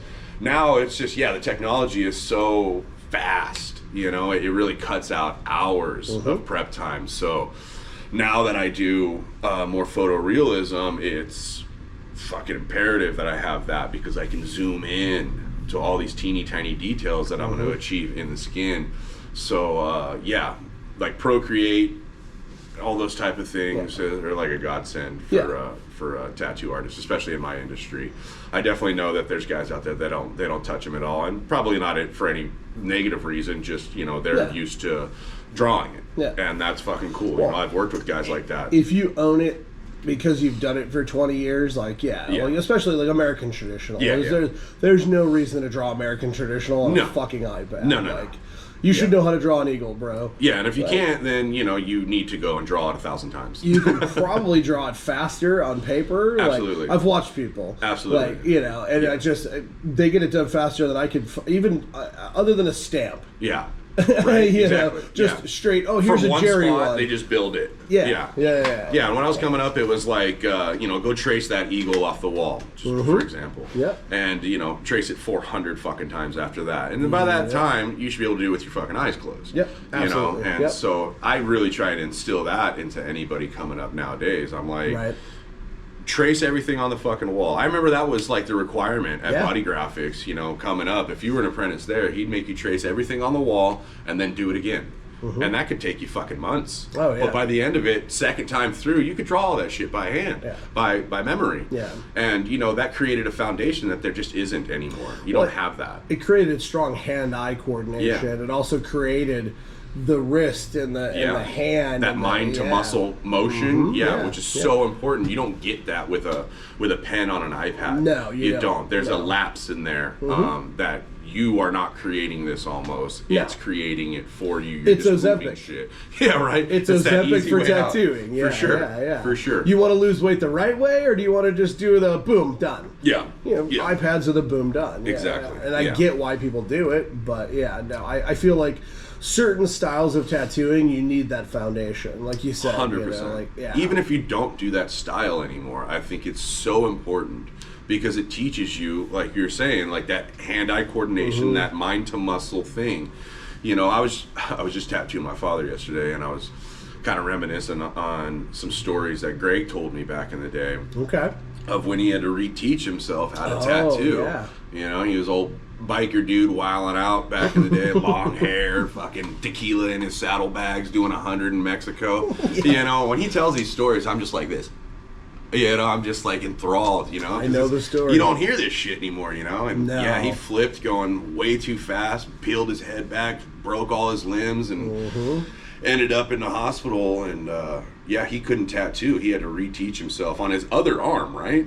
Like he had to reteach himself on his other arm because one arm wasn't working well or something like that. A little bit, yeah. In the beginning, he kind of came back. Yeah, but yeah, just the determination. Had to learn how to walk again, how to talk again. Just the determination and to do that is, you know, I don't think you're gonna find that shit anymore. If somebody gets hurt so bad that they can't tattoo, that's it for them. Yeah, they're not gonna get back into it. They're not gonna grind it out, you know. Nope. But that was the thing he had to do, is he had to like kind of reconnect those things in his brain to tell his hands to do this. And it is such a kind of magical thing that you are just thinking it and making it happen. And all those techniques and all those different things that you learn in different angles, it's something you store and it becomes part of your movement forever. And you just don't really get that with an iPad. You get that from drawing. You get that from painting. Yep. You know, watercolor painting. Flash, you know, we used to do that fucking all the time. And I don't do much of it anymore because I just don't really do that style. But, you know, I'll still get down here and there, especially if I'm trying to teach one of the apprentices to do it, you know, and they may not even be interested in it. And I'm like, dude, this is part of your teaching. You need to learn how to watercolor. Yep. You're going to learn so much that this translates into this. Yeah, that's gonna blow your mind once you start tattooing. You'll be like, oh wow, this feels a little bit easier. Yeah, you know, and it's important. It's very important. Yeah, well, you know, you need to know a little bit about everything. You know, it's like an NBA player. You can't just be a rebounder. Yeah, you got to know how to defend the ball. You got to know how to shoot the ball. You got to know how to pass the ball. Like all those things are very fundamental to what you're trying to achieve as a basketball player. Yeah. Tattooing is very much the same. There's a lot of fundamentals you need to learn. You might still just be the Dennis Rodman guy who gets the rebounds, and that's what you're known for. This is my job. This is what I do. But Dennis Rodman could still shoot the ball. He could still steal the ball. He could still defend. So, you know, like he had to have more skills than just one thing. Well, and I feel like people are too focused on one thing nowadays. I'm this one trick pony. Yeah, you see it a lot coming in now with new artists. They come in and they're like, this is my style. This is what I do. And granted, they might do it very well. Sure. But if you go, well, can you do this? Something that's very rudimentary, very basic in like an older tattooer's upbringing, and they can't do it. No. That could be a problem, but I don't know how big of a problem it is now with these private studios and the fall of like the walk-in shop. Yeah, trends though still. Still trends. I remember when I was coming up, you had to do everything. Yeah. You had to do whatever came into the door, even if you didn't know how to do it. You kind of had to figure out how to do it real quick. Yeah, well, because it's a young person's game, and the young people set the new trends. So these new tattooers that do fine line only and can't do a bold outline to save their soul or shade or do anything that isn't like a pepper line shader kind of look, that's not going to be popular forever. No, I don't care how good you are at it. You're not going to be like Guy Atchison, where like biomech is all you do. All you do. Because like, or bioorganica. Well, and he kind of like was in part inventing that style too, so that I mean you have that as well. Like if you invent it, you can do it forever. Yeah, especially if you're the fucking best. Well, if you're that good of a tattooer overall, and that good of a human too. Yeah, I hope that these younger artists that are coming in just doing that small thing eventually evolve into doing other stuff. They're gonna have to. They're gonna be forced by the market. Yeah, you've got to. The market's change. Your well will run dry. The amount of clients that only want that, as far as it is a fad or a trend, eventually will run dry, and they're going to want the stuff that's timeless, like American traditional or even lettering. Lettering's timeless. It'll never not be fucking cool. Black and gray. Absolutely. And so those things, they always attracted me. Those like core fucking styles, And even they change a little bit. Popularity waxes and wanes a little bit. Traditional's not always like the hot new thing that everybody has to have. And it changes. You see it now with all the little white dots, and it looks a lot more bubbly and kiddish. But like if you see a tattoo that's like 30 years old down at the Pike, or maybe let's say 40, 50 years old down at the Pike, it doesn't matter what it looks like now. It's still cooler than anything.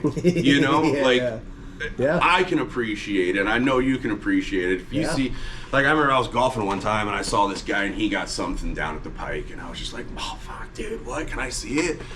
He showed it to me and I was like, dude, thanks. Like that's so cool. And I forget who it was, but it was somebody, like it was a name that I knew. And it was so different than seeing like a buddy with a new tattoo. Like, oh man, that's a cool tattoo, but bro, I saw a fucking eagle that said USN. From like the fucking 60s, dude. Yeah. Like, that was way cooler. Tats meant something back then. Yeah, and it was blown out, faded. He never retouched it, but I knew what it was. He had a story behind it, and it just made it cooler and cooler and cooler. Yeah. You know, and it's like, you're not going to get that, definitely not going to get that with a fine line tattoo in 40 years. It's going to be gone. Yeah. It'll just be squiggles. You know what I mean? So, like, that saying, you know, the bold will hold, you know, it means something to me more than I feel like a lot of the newer guys now are coming up. They don't really get that. That's just kind of like an older guy catchphrase. Okay, boomer. Yeah, you know what I mean? And I'm like, dude, you'll see. Like, I remember somebody, I don't know if I got it from a movie or an artist told me, it was like, you don't even know how your shit's gonna look until you've been tattooing 10 years. See a tattoo that you did 10 years ago and then tell me how fucking good you were. But here's the thing, when you're 10 years in, see, I love this. This is one of my favorite things. I try to explain to people about why years matter. At 10 years, you're still looking at your first year of tattooing, which you're not that good at, and that's all you know. I'm only seeing shit now from maybe 5 years. Exactly. That I can go, it's kind of okay. So you hit 20 years, and you know what a 20-year-old tattoo looks like, but once again, it's still your first year's work. Yep. You know, now you can look back 10 and go, okay, well, 10 years in, I kind of knew this, and now that's kind of looking like this. But, like, you know, then you hit 30, now you can look back, you know, like, you really need those years to see what it really looks like, to really know. Yeah, you could say this is going to be the sickest tattoo forever, and then you have no clue what it's going to look like, or how that person's going to take care of it as well. You know, you have to have a really dedicated client to have a tattoo that's going to look really nice, you know? Yeah, especially in SoCal where the sun shines every day. All the old timers, bro, they didn't take care of shit, man. You know, so you're seeing that at its, like, bare bones state. Yeah, they didn't know what sunblock was. Now you got guys out there that are really taking care of their bodysuit, moisturizing, Yeah, exactly. And you can see what it's going to look vitamins, like. You know? And it looks better for sure. Yeah. You can definitely make a tattoo last longer now than you could. But I feel like the window that we came in is a good window, because you're going to see that past, have that appreciation, and then, you know, hopefully we get another 20 years into this industry and we can kind of see where we fit into all of that, right? We can see our little place in that history of it, you know, and then who knows where it's going to go from there from 20 years. But yeah, it is. You're absolutely right. Time really is important in at least knowing the quality that you're putting out, what you're capable of, and what you're. I tried, I experimented with this little thing. Yeah, because I look at shit that I did 15 years ago, and I'm like, that's embarrassing. You know, like, don't tell people I've got one tattoo from back then. I did a Insane Clown Posse cover, the Wraith. I did on a guy, and I've got the photo from the day it was done, and I have a photo of it 20 years later. And the yellow and reds are still in there, and the black is still black. And I'll show it to you after this. You'll get a trip. But it's or even tattoos you have on yourself, too. Well, that's it. That's part of collecting them. That's why it's really important, you know? You see these kids with like 2 or 3 tats, and they're like, oh, I'm a tattooer. And I'm like, bro, kind of. Sit under the knife for another 30 hours, and then we'll see what's up. When I use my mistakes, or like what I've, you know, look at how these thin lines blow together, right? You know, like, those are great to talk your clients into getting a, you know, you can as an steer. Example of absolutely. Yeah, that's what I love about having a collection of tattoos. You know, I don't dislike anything. I wouldn't change anything. No. I would change where I placed some things and how I went about it. Yeah, I'd have rearranged it a little different. Yeah. I don't regret any though. I've never covered up or lasered any or anything. But yeah, they're great examples. You know, like, hey, I made the mistake, so you don't have to. You know, it's like the mentor thing. You know, like, you find somebody who's been doing it 20 years longer than you, and they can tell you the same thing. Like, hey, kid, don't do this. Make it an LLC. Do it this way. Do it that way. You know, I made all these mistakes, so you don't have to. Absolutely. You know, I mean, that's real wisdom. You know, you either do the same thing over and over again and you're crazy, or, you know, you maybe learn after 2 or 3 times of making a mistake, or maybe you just learn from others' mistakes, and that's real wisdom. Well, it's like, you know, you got to have respect for our fucking elders, you know, and really appreciate that stuff, because the people that are willing to give it, you got to soak that shit up, you know. Absolutely. They're disappearing, man. Fast. Yeah. I mean, we're losing them. Shotzi, fucking Jack. I mean, it's just fucking unreal, dude. Unreal. People have paved the way, you know. I mean, it's sad because, you know, there's a lot of people that are in that age group, and it could be tomorrow, dude. I mean, I don't wish it on any of them. Dude, and it comes fast. I remember when I started, those guys were still fucking drinking and partying. You know what I mean? Beatniks, dude. It's like, and then now, it's like, fuck, dude, they're gone. They're all leaving, old. Man. Yeah. They're it's all weird old. It happened like that. Shit. Yeah. It's a trip. It goes fast. And that's the thing. Tattooing is a time. It's like a kid. You know how a kid kind of like makes things see, and your time goes fast with a kid, dude. Yeah. You blink and 5 years have gone by. Tattooing is exactly the same way, kid or no kid. Yeah. You know, you're having so much fun. You're growing. Yeah. It's very similar. Very similar. Yeah. My dad always tells me, you know, in those hard moments of raising your children, don't ever wish to be out of that fucking moment, right? Like if you're potty training your kid, or your kid's having trouble at school, or, you know, the terrible twos, whatever stage you are at parenting, don't ever wish those moments away, because you're never going to get them back. And the same with tattooing. Like if you're in a rut, don't wish that this is what's going to teach you, and this is how you're going to learn to be resilient and tough. You know, it's not an industry for the weak. It definitely isn't. Even if it's presented as a safe industry, now, it fucking still isn't, it's man. not safe. You're putting poison under your skin. This shit don't belong there. And the great thing is that the industry weeds itself out too. You know, like it kind of takes care of itself. And in a strange way, that gives, you know, people like me and you a little bit of comfort, because we have that fucking determination, and we're still going to grind it out, and we've gone through the grind. You know, and to me, the grind and overcoming that is what makes me happy for that next day. You know, I get through a fucking 3-week, 2-month, whatever rough patch, and all of a sudden, fuck, I'm booked out for 3 months straight. You know, it's because I didn't stop, and I didn't whine, and I didn't complain. In my slow time, I made shit happen. I made some drawings. I hung out at the shop. I talked to other artists. I'm doing this. You know, all those things matter. You just got to step out there and do it. You know, no matter how keep scary. Giving back. You've got to just keep pushing it forward. And absolutely. This industry will give and give and give. You got to give back. You have to give back. I think you taught me that early on too. Is, you know, you can only take so much without giving something back, or you ain't getting nothing else anymore. You know, you got to give back. Itself out. Absolutely. Sure does. You got to fucking do it. It's important. It is. Well, once again, this all goes back to mentorship, you know, like regardless of whether you have an official one, or, you know, like in your case where Greg was able to kind of take you under his wing and like show you, and, you know, and then surround you in an environment where you had other people that could say, hey, look, this, that, whatever, you know. Super important, you know. That's what these kids in these studios and these salons don't understand, man. You're not getting anything. You're getting all these hucksters trying to be the next Tony Robbins of tattooing. I've got a system. You're gonna do this. We're gonna do that. Tattooing should be this. And this is like the right way, my way. Like, I cringe every time I see these fucking courses on tattooing. I'm like, oh, you mean an apprenticeship? Like, no, a class with 12 people in there. Or, you know, just sign up for my course and I'll teach you how I became a complete douchebag. Oh, like those master classes and shit? All that shit. Well, there's certain ones that are okay, like that. The 10 Masters one I actually subscribe to that one. Honestly, there's a lot to be learned there, and that guy presents it in a really cool way. He's real about it. He's just like, look, I tried it in the beginning and I failed and this and that. Like, that one honestly is the best one I've seen yet. But I see these like yoga fucking looking girls that have face tats and all this crap, and they're trying to give a tattoo advice, and you shouldn't lower your this and you should do it this way, and it's like, you don't own tattooing. No, like, this is your way. Well, and it's like the thing of like, everybody wants to tell you how to do it, but it's like, show me what you've done. Where's your work? You know, what was your contribution to this? I mean, David Goggins has the right to tell motherfuckers to get up and go to work, because that fool's put in the work. He's got the receipts for all of it. Exactly. You know, I see all these people on here and I'm like, your tattoos are fucking basic, dude. So what? Everyone's good now. Like, good doesn't matter. Like, it used to be just be good and you can get away with anything as a tattooer.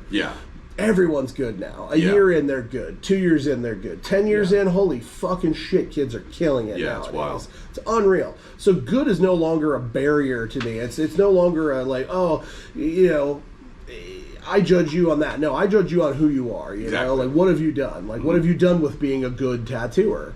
Have you done something with it or not? You know, And yeah, like the like Reese's Pieces, you know, her the one that got caught stealing some other people's shit and got called out for it. She's doing all these courses, and I'm just like, not to talk bad, whatever. Do you, boo boo? I don't care. But it seems like a ayahuasca retreat or some shit. It's like, what have you done? Like, you know, if you're making your money off of like your motivational speaking and not tattooing, then like, what are we doing here? Yeah, like Gary Vee can tell me how to get motivated to do shit. Tony Robbins can. They've all done it. They've got the track record. But like, you know, I mean, you're just doing something we've all done, and now you're trying to like exploit it a different way. Yeah. You're trying to spin it like you got some new thing that nobody knows. Be nice to your clients. What the fuck are you talking about? Duh. Right? Fucking duh. I mean, I get the era. That's not a given. Come on, right? You know? Yeah, the bikers were rough. You know. We've been way past that for now. Like 15 years past that. Well, the kids are so antisocial now from fucking the way they've grown up. Like, this new generation's kind of weird with their clients. I get a lot of clients who are like, yeah, man, they didn't talk a lot. It was real weird. Headphones on.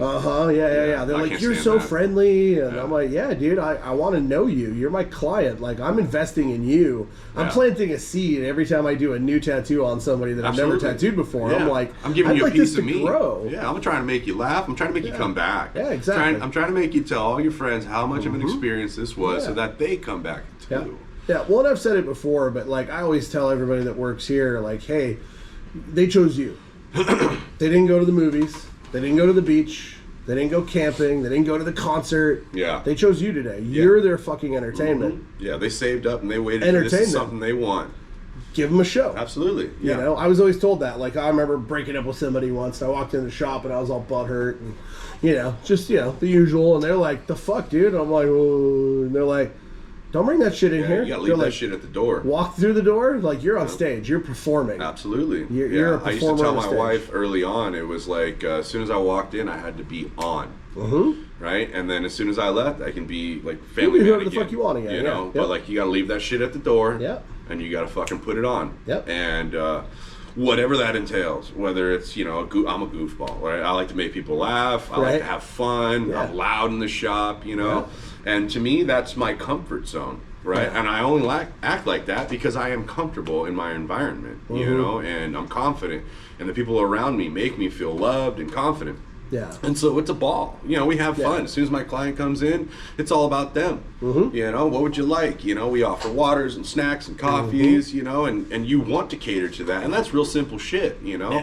It used to be like kind of a party, you know, back in the day. You'd walk in, getting drunk, people were fighting, shit like Smoking that. Weed. And I mean, it can't be like that anymore, but it could still be pretty close. You can have a good time. Absolutely. It's supposed to be fun. It shouldn't be scary.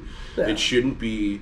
it can be in a scary neighborhood. Well, the actual process you shouldn't feel scared from your artist. You shouldn't feel scared from the fucking tattoo. It should feel professional. It should feel, you know, like home almost, you know? That's what's changed the most is the professionalism. Yeah. You know, the angles you have to take now. Yeah. You know, Yelp, Google reviews, all these things. You can't just be that guy anymore, you know? Stop looking at, you know, like on the arm tattoo where they're always in your face, breathing in your mouth and shit. And you're like, oh, dude, you know, you want to give them a freckle. Like, next time you look up, I'm fucking zapping you in the face with this. Like, whoopsie.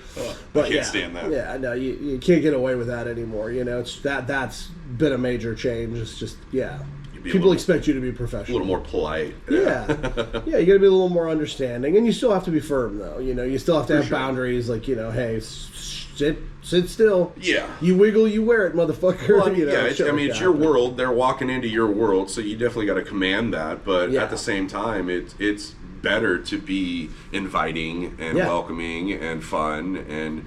You know, nobody wants to get tattooed by a grumpy guy. Nobody wants to get tattooed by someone who's going through some personal fucking family issues or whatever. You know, that just seems miserable. Yeah, you get more with honey than you do with vinegar. And it's tough to do that sometimes. It's tough to shut it off and walk in, put a smile on, and get back to work. And, you know, it's really tough, especially if you do have, you know, like...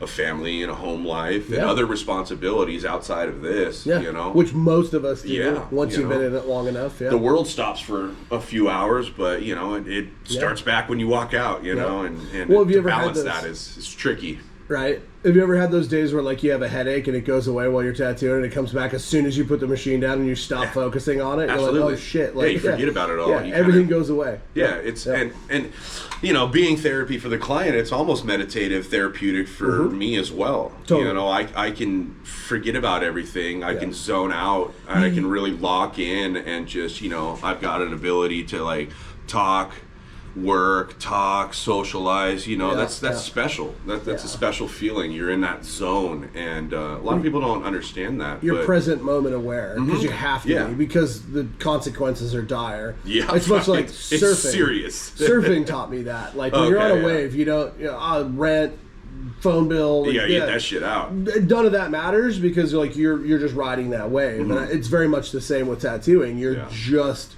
focusing on doing the best you can, as well as making them comfortable, entertaining who they might have brought, you know, whatever, all that. Yeah. So everything else goes away. You know, you had a fight with your wife before you came to work. You're like, fuck, I ain't got time for that shit, dude. Like, I got time for my kids' school problems. Like, it all goes away. Yeah, and that is part of the magic. And I feel like it does the same thing for the customer, too. Like, I mean, you know, it'll rub off on them if you're in a bad mood, for sure. For sure, yeah. No, they'll know. They'll know immediately. Oh, absolutely. Yeah. And that sucks, too. Well, because they're hyper aware. They're in a state of hyper awareness when they come in here because they're kind of freaked out and worried, you know. Well, and they're at your will, too. They're giving you their body, and you're just like, it's a very intimate stab you thing. For a couple hours, you know. Yeah. I don't mean to be in a bad mood, but See, right? Yeah. No. While I'm stabbing you. Yeah. Well, you made it hurt more. You know, I remember the old, don't piss off your artist. Yeah, you know, right. Don't make it hurt more. You out. Like, why would I ever do a shitty tattoo because I'm having a bad day? You know.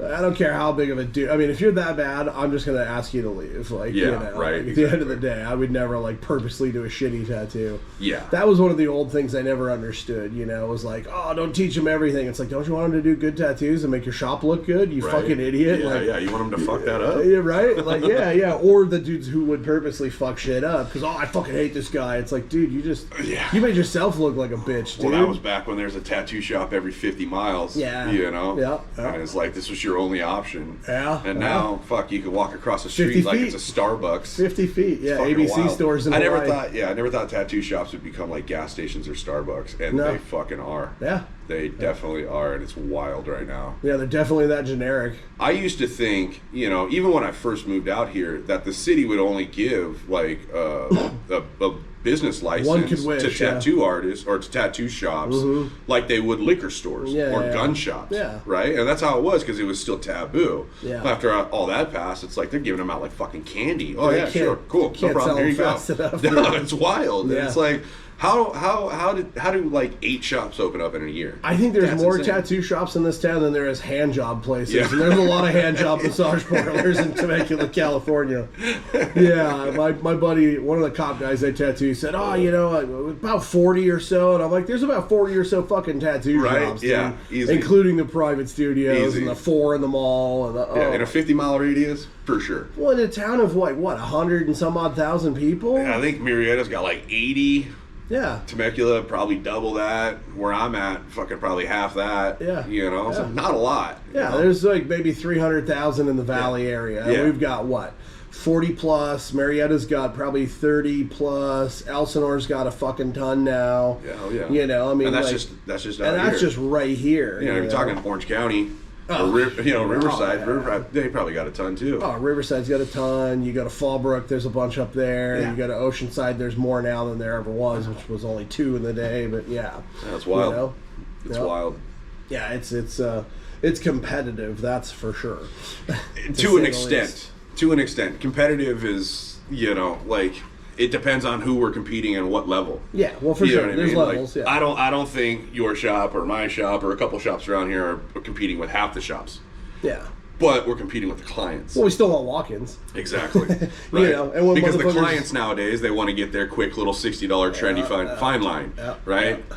And that's just the trend right now. I want that money. And it's more popular. Yeah, exactly. It's more popular now for these kids getting tattooed, sleeved up by 18. Yeah. And it's like, when I got my first tattoo, I was 18. I just turned 18, and I got my whole upper back done. All right, like it was a day. Like it took me like 7 hours. It wasn't just like I walked in. Well, I'll take that little cutie. You know, it was like I thought about it. I wanted it. I needed it. I got it, and I fucking just sat through the whole damn thing. It was tough. Right. But it was that sense of accomplishment, and then I walked out around with no shirt on for like 3 months. You know what I mean? Stoked. I was fucking pumped. Yeah, I was tatted. Yeah. And it's like now you get a little something Friday 13th, and you're tatted. Yeah. Hashtag tatted. Yeah. I was like, that's 2 different worlds. But yeah, no. As far as like competing, I mean, shit. As far as street shops goes, man, you got it nailed. This is my favorite street shop for sure. Thank you. We tried hard. Yeah. No, you're doing it right, brother.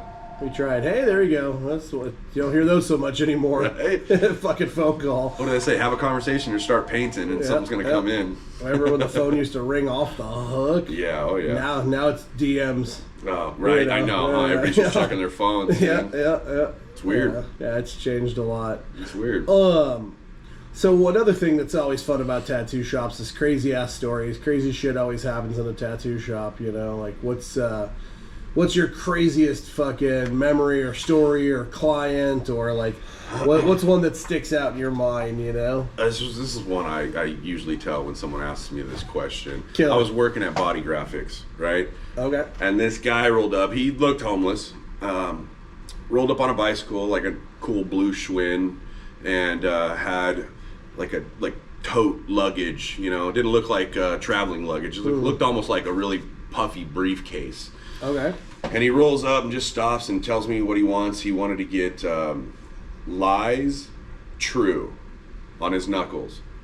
And he had it written on like a napkin in like those, kindergarten gel pens. Oh, yeah. Fucking every letter was a different color, right? Sparkly and shit, and like little like spiders and webs on every single letter. So it was just super cracked out drawing, right? And I just go, all right, cool, I'll do it, dude, $200. And so we come back there, and he starts telling me these crazy stories that he's an angel, and that like he was sent here for this and that, and he was gonna go to Mexico after this, and just live on the beach for a couple weeks, and just be an angel in Mexico. Sounds nice, yeah. Right? And we're all looking around like, the fuck's this guy on, dude? You know what I mean? I'm still doing the tattoo, right? And it's wild because it's like a yellow finger, a green finger. I know that these are going to just look wild afterwards, Yep. And it kind of turned out neat, you know what I mean? You could still read it, and he was super stoked. And we go outside, smoke a cigarette after we're all done, and he opens up his briefcase and pulls out probably like $2,000 or $3,000 in brand new $100 bills. I mean, crispy. The stack was tiny. They were so fresh. And this was right when the blue hundreds came out, so I hadn't even seen one yet. And he starts, and he goes, here's 3. He gives me 3, like $100 tip. I'm like, what the fuck, dude? Nice. This guy's homeless, whatever, And so I take it in stride. Cool, awesome, right? And we're talking about it as he rides away on his bike. A couple weeks later, like 2-3 weeks later, he comes back, tan, clean cut, same bike, and I'm just like, it doesn't look like the same guy at all. It doesn't look like a bum. It looked like he just came from a job interview and from Mexico, right? Because he's all tan and looking, And he shows me the tattoos, and they're a little rough, living on the streets and stuff like that. And fuck, after he left, we're talking for a little bit. We all look at each other, and we're like, fuck, was that guy really an angel? Like, that dude was for real, bro. Who is this guy? Everything he said was for real. And, like, just the hundreds already, like, got me. I was, like, blown away. But, yeah, just that feeling of, like, man, is he an angel? That was just so weird, The guy he was a trip. But, yeah, the fact that he came back tan and, like, showed me. And nobody's ever done that, you know what I mean? Yeah, no one's like done what they said, you know? Yeah, exactly. So that was pretty crazy. But yeah, I don't know, other stuff, fights. And, I remember one time we had at Body Graphics, in Temecula, they do all the wine tours. Yep.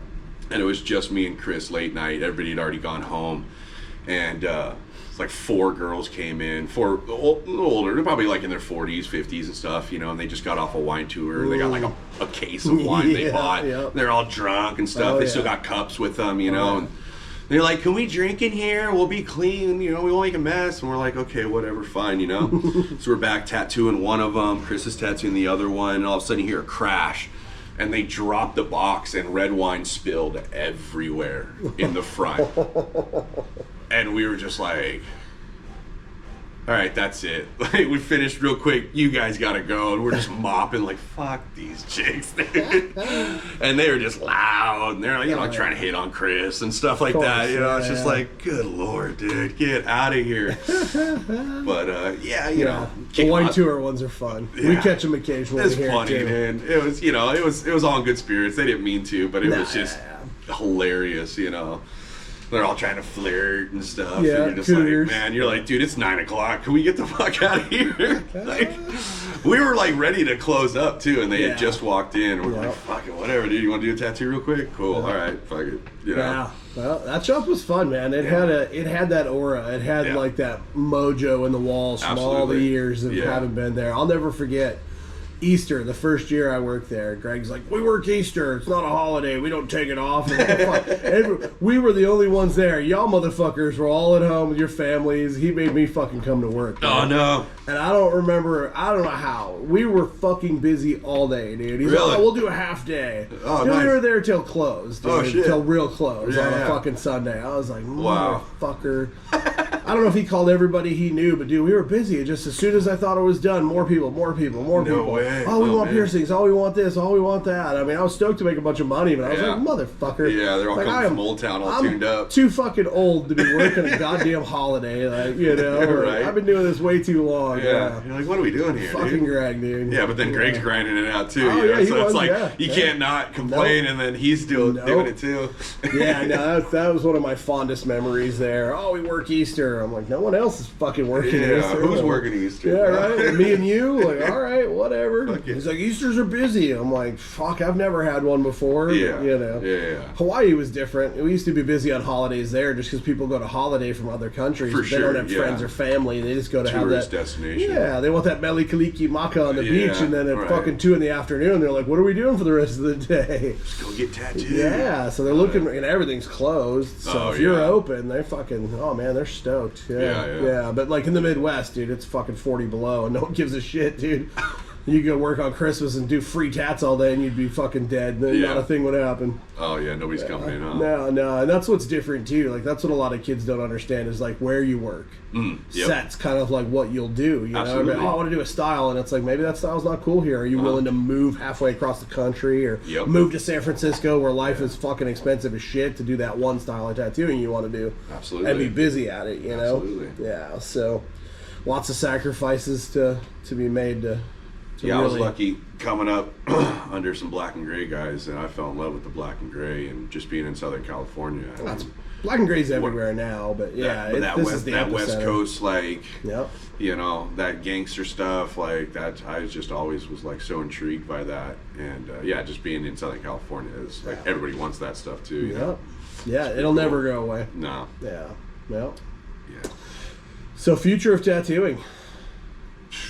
Look into your crystal ball and tell me what you see. What do you think? What's your take on where it's going? Like how far into the future? As far as we want to go, man. We can go hundreds of years. I mean, we'll be dead, but this will still maybe be on YouTube. Who knows? I definitely, everybody thinks that like AI and robots are going to take over. I don't ever see that happening. I think one day there's going to be a pretty good robot, kind of like a CNC machine. You stick your arm in, you get first name not, last name sure. I mean, because they already have those. Totally, yeah. They already got them. They're really small, and they're still sketchy. Yeah, like if you want the Olympic rings perfect on your arm, cool. But the creativity behind that is what's always going to be human. Yeah. The interaction too, like you said. That's the thing, is you're not going to get that type of thing, and it may spit it out real quick. Like, I don't think it's going to be like, Starship Troopers, where it like lasers it on perfect, But there'll definitely be something like that, I feel like, in the next 5 to 10 years that'll be comparable to, like, at least fine line tattoo artists. But the price... The impersonability. I mean, you think a dude with his headphones on is a fucking annoying person to get tattooed by ignoring you. A fucking machine. Is worse. And then, you know, the designs they have right now, there's companies, you can buy these machines. We could have one in here right now if we had enough money. You know, not that I would ever do that, but like, they also, you can make money by selling your designs to the machines. Oh, people yeah. to run those. Yeah, that's like a whole sellout angle you can take now. Yeah, it's pretty crazy, but yeah, there's so many factors that go into a tattoo, like the thinness of the skin here, the thickness of it there, the sun damage, the moles, the old skin, the new skin, the AI is gonna have, AI is gonna have to be programmed so in depth to be able to, you know, going around a round surface, like being able to adjust the angle, all that. Like it can only do flat surfaces right now, and I don't see it getting past that. I just don't see the need for it. I see the novelty of it wearing off quite quickly. And just the price, the barrier to entry price-wise to like program one to do it, to actually get it better. Yeah, it'll and be a also, programmer's game. It won't be the artist's game. Yeah. You know? And then, just the price you're going to have to pay to get it. You know, I think the price right now is insane for what you get. It's like, bro, like, fuck you doing, you know? I definitely hope that the atmosphere of the tattoo shop gets better. I hope it's the trend of the private one-on-one. I think that's already kind of going away because they don't get walk-ins and they've tattooed most of their fucking friends and family. Like you said, those people disappear pretty quickly. Yeah, your clientele burn out pretty fast, you know? It's hard. It's like you only have so much support before you have to like put yourself out there like we all did. I know when I was first coming up, you know, I was still young enough to where my social life was like pinned out. I would go to the fucking bar every night. You know, when I'm 25, I had it mapped out, you know, and I'd bring cards. You know, this is still when I'm just faking it to make it. But I gained a lot of clientele, and just that path, that, you know, that structure, that schedule, that's what's going to do it. You know, you got to put yourself out there. And so definitely like a walk-in environment is where that core, you know, tattoo environment needs to stay. And, you know, I hope it gets bigger and these smaller type of, you know, small studios, private studios, just kind of wean itself out. Even some of the big guys, like big known guys, and it's just them. That's cool if you're that guy, right? But if you're not that guy and you're just opening up a shop, it's like you're not going to have that much fun doing that, right? You're going to fucking hate it. You're going to burn out. You're going to crash out for sure. The environment of a shop is what reigns over, you know, because that's where the shop itself has the culture. Exactly. That was the life. That's the enjoyment. That's, you know, coming in, like we said, leaving your shit behind and just like having your peace. This is my serenity. This is where I come to enjoy my day. You know? And so, it's your home away from home. Yeah, exactly. Spend more time at this home. I'm almost there more. I hope for myself that, it can, you know, just continue. I look at it now and I don't find the value in like opening up a shop, right? It's too saturated. I prefer working with the people that I'm with than to branch off. When I first started tattooing, that's all I wanted to do. You know, I was very naive. I was like, I just want to open a shop up. And I quickly realized I need to figure out what I'm doing. You know what I mean? And then I fell in love with what I'm doing. And then, you know, the transition of the shop environment kind of like come down a little. So now it's like, I'm not even thinking about that. I just want to be the best artist I can, put the best work out I can, make the most connections, you know, whether it's with other artists or whether it's with other shops or other conventions, what have you. But just to network, you know, and I'm at the point now where it's like, that to me is probably more important. Like I know I can put a good tattoo on my client, whatever they ask for. But can I go make new friends? Can I go make new contacts? Can I open up my world a little more than it is right now, just in Temecula, you know? And for a while I was getting on that convention scene, you know, and that goes up and down. That's a whole different thing. Sometimes a lot of them they're cool, sometimes they fucking blow. They're starting to disappear a bit now just because California is over-regulating the shit out of them. You have a hand washing station in every booth. You're like, what? Like, what are you talking about? Like, I hope California doesn't crack down even more and make it even harder for us to do that stuff. But I don't know. Hopefully that isn't the future. I honestly, I don't really know where the future's going to go. Right now, it's just kind of like a weird time, and I'm just kind of like waiting around to see what happens. Yeah, it's very transitional period. But I'm definitely enjoying the advancements in technology and reference quality and stuff like that. You're not covered in eraser shavings. Fuck no. Dude. Tracing something for the 15th time to get it more detailed. Yeah, everything is like, I'm able to manage my time a lot better now, which is great, because my family's getting older, and my kids got baseball every fucking day, and so being able to do that and affording that freedom, to me, is priceless. It's more important than to that's what grind it out. Part of what's attractive about tattooing is the freedom, right? Freedom, absolutely. Yeah. Absolutely. And only you can fire you at the end of the day. It goes back to being expendable, and that was the initial trigger to me. Was I never ever wanted to feel what I felt after that phone call. Right? You can feel worthless, it doesn't matter how hard you work for somebody else. At the end of the day, you're working their job.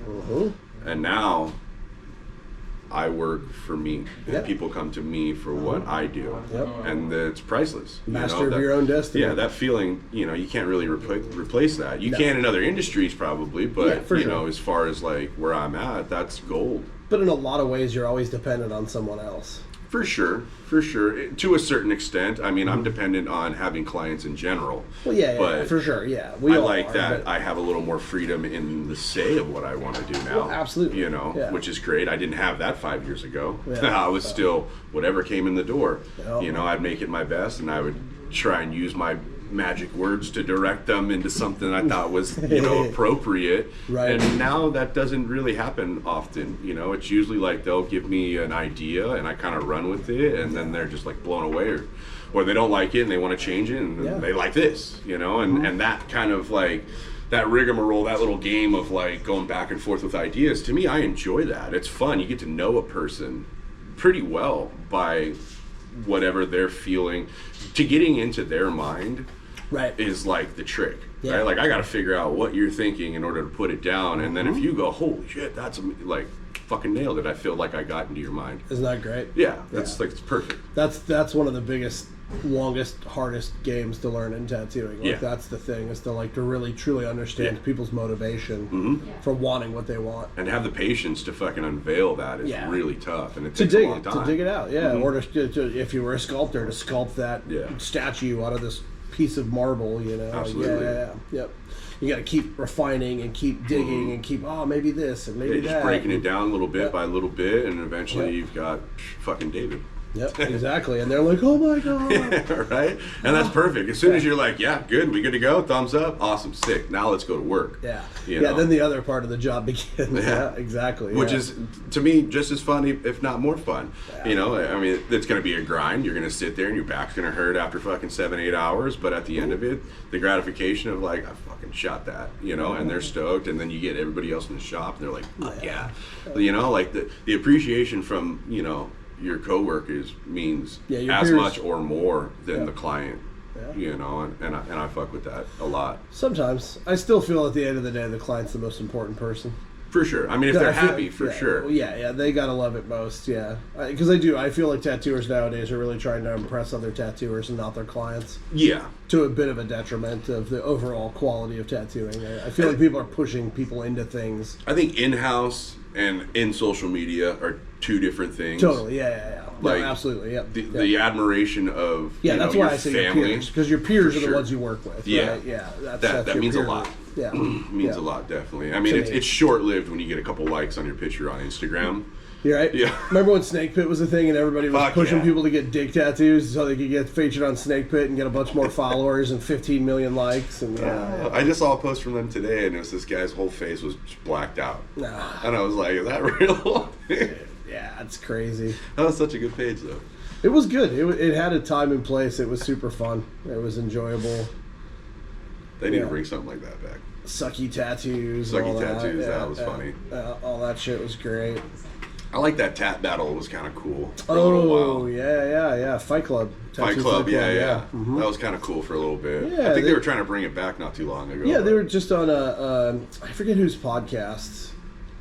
God, was it Honest Tattooer. It was one of those good, kind of more modern podcasts. Kind of had the guy who originally created it. He runs a company called Maverick Supplies. Okay. Yeah, it was him and a couple other dudes that came up with that idea. But yeah, I remember when it came out. I didn't even try. I was just like, I'm not even at that level. Those guys are killing it. It was just cool to see people it was fun. do it. Yeah, it was. Yeah, it was very creative. Yeah. Because you get stuck. Like, there was two different like topics, and you had to like throw it together and make it work. Yeah, which normally they don't go together. No, you yeah, make sometimes, it work somehow. yeah. And some of the stuff people came up with was just like, wow, dude. Like, to see the real, true creativity of tattooers was fun, especially in such a social setting. Yeah. I felt like it was good. I felt like it pushed creativity and originality and just the desire to, like, get better in tattooing. Yeah, and really think outside the box, off the wall, kind of, whatever goes type of layout. It was pretty neat, No, that was a good one. Social media wasn't all bad. I don't mean to just throw it into some box and be like, it's fucking terrible, and I'm old and I hate it. And, there was a lot of cool shit that came out of it. Everything comes with its own problems, you know, but there's good in it. Yeah, it just, I don't know, it's kind of, as far as, like what you said, it's kind of a transition point, definitely. I feel like we're kind of in this weird, just kind of wait and see moment for the industry. Who knows what's going to happen next? I mean, what was it, even 10 years ago, we had some of the best conventions in California, and now we really don't have much. No. Like Musing, Ink and Iron, I mean, those things were fucking legendary, And the San Francisco Invitational. San Francisco, and we're kind of just waiting around and seeing what's happening. After COVID, everything kind of got weird. Yeah, Britain's still doing, his up there, which is really cool. I mean, it's a tattooer show for sure. Your tattooer's favorite tattooers are all there. For sure. But yeah, I mean, other than that, LA just doesn't have a tattoo scene at all anymore. It's all private studios and a couple of shops. Ball's gone and all those things. Man. Yeah, there's a classic. Used to have a best booth contest. Yeah. Go dress up your booth, dude. The shit people do now, it's ridiculous. I mean, like Destroy Troy just brings a tattoo shop. That's great. You've ever seen his? The whole It's setup? just flash everywhere, dude. Oh, it's just wall. He creates like this whole like above the it creates like a window on the front, and and there's stuff on the floor. There's just flash everywhere. That's it's crazy. Fucking rad. That's a lot of stuff to bring. Oh, it is. Yeah, it's a super cool looking setup. And I still see some cool setups, but then you see all the dudes doing the Ink Master pose, it's all them, all real big and tall. It's like, oh, dude, okay, I get it. Too cool for school. Yeah. They're like cryptic. They always show up with a lowrider and fucking set it up. They go big. Yeah, half their booth is just for a car. Fuck, we tried to even compete with theirs last time, and it still didn't work. We had 6 booths or some crazy Good luck, shit. yeah. They always put us right next to them too. They put us right next to them. We're just like, fuck. Yeah, they got some $75,000 lowrider right in the middle. Sitting in 3-wheel motion all up in the air. All right, you guys fucking won, dude. Okay. Then nobody's tattooing with shirts on. Nope. All right, you guys win, dude. It's cool though. It's fun. It's their thing, and cool. I like to see that. I like to see people bring something cool to their setup. Well, it's like that successful fucking grind. They still rock that hood shit. Oh yeah. But they stay true. Yeah, fuck yeah. It's just true as hell. And it's cool. Yeah, I mean, you know what you're gonna get. You don't go there and go, hey, can I get a red traditional rose on my neck? Yeah, I mean, that's what attracted me to it, dude. The homeboys in the neighborhood, dude, it's just like, whoa, what the fuck, You see that shit and you're still just kind of like, fuck, dude, that dude's crazy, bro. That whole fucking face tattooed, bro. You gotta stop. Yeah, it's wild. Yeah, it's cool. Yeah. All right, well, any shout outs you want to give to anybody? Oh, shit. Your chance. Definitely. I would shout out Greg Griffin, man. I appreciate you so much. You mean a lot to me. The opportunity you gave me early on. You, Spike, thanks for having me. Yeah. Hey. Love you like a brother, man. Likewise. And I don't know, my family, my wife, and all the crew at Envy. Fucking love you guys. Hell yeah. Keep killing it, dude. Yeah, great shop. Yeah, man. Likewise. Yeah, proud of you. Stoked to see Thanks, dude. who you've become as a tattooer and as a man. Thanks, buddy. Yeah. Killer. Well, Tatt Chat's brought to you by Working Class Tattoo Supply. Great place to get your supplies. Yeah. Owned and operated by tattooers. Tattoo centric. We try to buy only tattoo supplies from companies that are tattooer owned and operated. Fuck the corporates. Yeah. Anywho, other Keep it than in the that, industry. yeah, man, spend your money in the ghetto, right? Yeah. Yeah, Too Short had it best. Yeah, it's a pirate's life, right? Fuck them. Amen. Yeah. But yeah, tune in for more episodes and like and subscribe, all that good stuff. You know the deal. Episode 3. Yeah, 3. Lucky number 3. All right, brother. Love you. Peace.